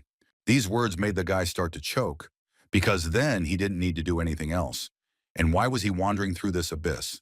After Skylar went into the abyss, 2 years passed and evil constellations invaded the Earth. And yet the hunters of the land fully mobilized to fight back and succeeded. The protagonist did not know what to do next. Was the goddess's prophecy wrong, or did she just miscalculate? It was all rather strange because it wasn't just a small skirmish, but a full-fledged invasion of the constellations. And even if the mortals had sent all their forces, was it really possible to stop them at all? The girl added that it was not just a matter of different levels of power, but that the constellation and mortals were completely different.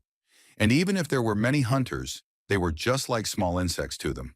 Skylar clarified that they stopped the invasion, but how, and the hunters said that it was more like a truce. They were not sure that they needed to expand the territory they occupied, and the people would suffer too many losses if they tried to regain the lost territories.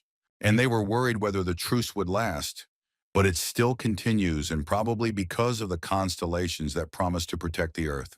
The girl immediately understood that if there were constellations here initially, then this makes sense, because even if the Earth is captured by new constellations, they can transfer the power of the Avatar and make them fight. She added that unlike Skylar, the constellations rarely fight, but against him, they will have to go out and fight personally. Then the boy understood why the truce was still going on, because the invasion of the constellations changed the hierarchy. This is what caused the connection of the abyss with the Earth, and in order to avoid a full-scale war, a compromise was reached to restore the balance of power. The truce was possible because they either didn't want to fight or didn't want to lose their own avatars. Otherwise, he had no business here. The guy added that in order to stop the invasion of evil constellations, he went into the abyss, but returned too late. But the kitten replied that this was not true at all. Although they are a couple of decades late, the situation is not yet over. The truce cannot last forever, for there are so many other constellations in the abyss that may still decide to invade the Earth. The kitten immediately warned the boy to be extremely careful with any new constellations, as they were unlikely to honor the truce agreement. This meant that if the situation worsened, The Earth would turn into a battlefield where the constellations would fight for dominance over the Earth. At this time, Odaigan was praised for his magnificent shots and admired for his wonderful magic. One of the soldiers praised the guy, saying that he had never seen anyone use first circle magic so well. This really irritated the guy, because all he heard was people admiring and praising Odaigan's magic. The soldiers were expecting that if they returned to Earth, it would be simply amazing, because he was at the level of B rank or even A rank. They discussed the guy and realized that he had lost his memory, and the soldiers were going to convince him to leave this Skylar and join them. They had one goal: to take the place of the main character, and then they would no longer have to obey the commander-in-chief of their squad. Skylar looked at Odagon and didn't understand if everything was okay with him, because he looked like he was eager for a fight. But he was even more frightened by the commander-in-chief of the detachment, because he also looked as if he wanted to fight with someone. Then the main character asked directly if he wanted to fight these guys, but he waved his hands sharply and said that it was all wrong. Skylar didn't mind at all if he fought them, because he was in such shock, and even if fighting each other in a dungeon for hunters was a crime. The boy began to fear that perhaps his thinking had become abnormal after being in the abyss for too long, but his friends warned him to be careful, because on Earth it was not enough to simply hide the power of existence. They added that a great battle between the constellations could break out on Earth, and if the protagonist did not properly hide his identity as a training master, it could provoke a conflict. But the guy swore that he would be careful. Then he asked one of the commanders what was happening to the people who had returned from the abyss. The man said that they were undergoing a medical examination where they were asked about their experience, and one day one guy told about a giant-sized cat with a giant smile. The man also added that after the invasion of evil constellations, most countries banned becoming avatars of evil constellations. The guy was surprised by this and replied that after the war, people became very strict, and this was true. The fighter said that in any case, the procedure is not that complicated, and asked what country Skylar is from. He replied that she is from Korea, and then they will offer him new citizenship. He also added that most likely everything will be fine for the guy who lost all his memories. The protagonist turned to Otagon and said that he had received enough information about the situation on Earth, and now he was also interested in what the skill level of the hunters was, and whether there was a way to find out. Kitty suggested that there was a spell called Level Assessment that showed the level and characteristics. This would be enough, and suggested using it on them.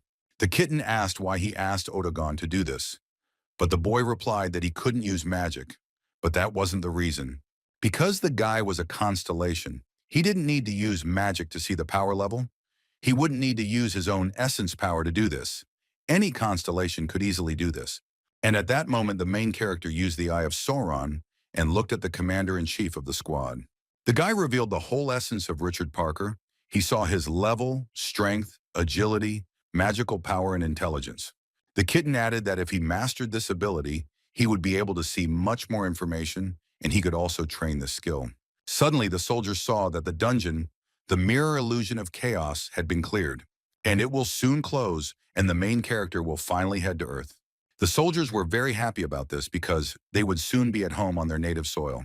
The main character looked at the frying pan made of adamantine and saw that the kitten of lava and magma had tried hard, and it was much easier to cook complex dishes on it.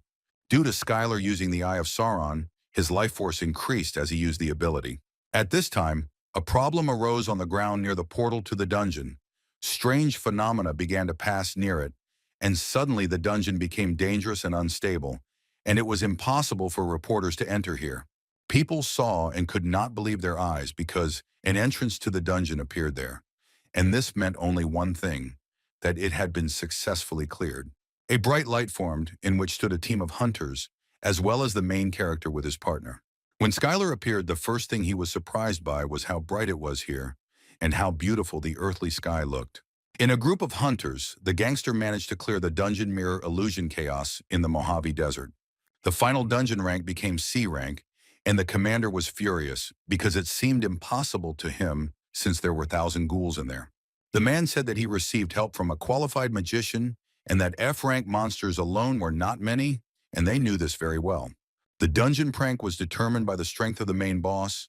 They looked at the test stats, and that's why it was rated C instead of F. In any case, the sheriff congratulated him on his safe return and added that his father was very worried about him. Since the Earth didn't know about the Ghoul King Taran, they didn't know that they had passed the A-rank dungeon.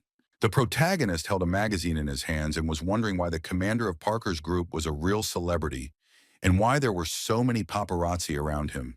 At that moment, doctors entered the room and announced that Skylar, based on his test results, was completely healthy. The girl was very surprised because she had never seen such a perfect body, as if God had given it to him. The guy replied that the only thing he could do in the abyss was to train. The doctor added that he was also mentally stable and he was really lucky. After all, 30 years have passed and now he will have a hard time with rehabilitation, and if he wants to move to another country, they will be happy to help him. But the girl acted as if she didn't want him to stay in this country. On the contrary, several men asked Odegon not to worry about the fact that he had lost his memory and that the American government was on his side, since America was the richest and most powerful country. Only high-ranking magicians received such treatment. With martial arts masters, things were completely different. But the guy was firm and replied that he would always be the same, and no matter how many offers came, he would always follow Mr. Schuyler. People tried to find out what happened to this guy in the abyss, that he was so devoted to the main character, but the guy did not reveal all the secrets and answered that he met him when Odegon had already lost all his memories. Then people started to speculate that it might be because he was the first person Odegon met after losing his memories. They also approached Schuyler and asked him if he ever seriously considered moving to another country, that they would help him with anything he needed. But he replied that there was no better country for a hunter than America. At this time, a group of people were quietly talking to each other using a simple telepathic artifact. Odegon suggested that he could easily get inside using magic and tell them what they were talking about. The guy agreed to this proposal and immediately heard them say that he would stay here even when he received a green card, that now he was saying no, but he would soon understand that America really was better and they were still worried about it. There was also talk about a magician named Odegon. They were sure that other countries would try to find out everything about him, and for this they would place spies near him so that others could not get close to him. As soon as the guy heard that they would be spying on them, he asked Schuyler if he could get rid of all the spies right now. But the main character asked him about the unheard situation because he should understand what is happening here. There were several other procedures that a returnee had to go through to get a Green Hunter's card, and one of them was a test. The protagonist was asked to take part in one survey for 30 minutes and was warned to be careful that the electrodes did not fall while they were conducting the examination. When the guy started the test, he read the first question, which asked if he had ever made a contract with the constellation warrior of madness and blood. It was necessary to write a fragment in which this warrior was ridiculed. Perhaps it might seem childish, but it is the most effective way, because a servant who has made a contract with a constellation will never be able to mock the master. This was the best way to determine if someone had made a contract with an evil constellation. They adopted this method after contacting the constellations. Next, the guy was asked to measure a certain amount of mana into a crystal ball, as much as he could. After the main character began to measure the amount of mana, the ball turned yellow and immediately began to collapse, and the measurements ended there. The guy thought that in order to move around here more freely, he would better get a higher rank than 30 years ago, because he was probably an A-rank hunter. The amount of mana contained in the measuring crystal ball was much higher than that of the average hunter. When hunters passed the exam, they filled the ball with their own mana to increase their rank. The crystal ball changed color to determine the total amount of mana. It was a little unusual for the main character to control his own strength, but it was not his fault that in the abyss he only encountered strongmen, and perhaps revealing his true strength was still a mistake. His partners watched him and did not understand whether he did it on purpose or not. Because you can't attract unnecessary attention, it can reveal his essence. The earth is not like an abyss. There were its own rules there. In the abyss, he can find strong opponents at any time and fight them as much as he wants, but on Earth, this happens under strict control. The opportunity to rise to rank A is given only to hunters of rank B. Rank C cannot skip a step. In order to reach the rank of a hero and become famous as planned, you need to grab any chance and increase the hunting rank to the maximum.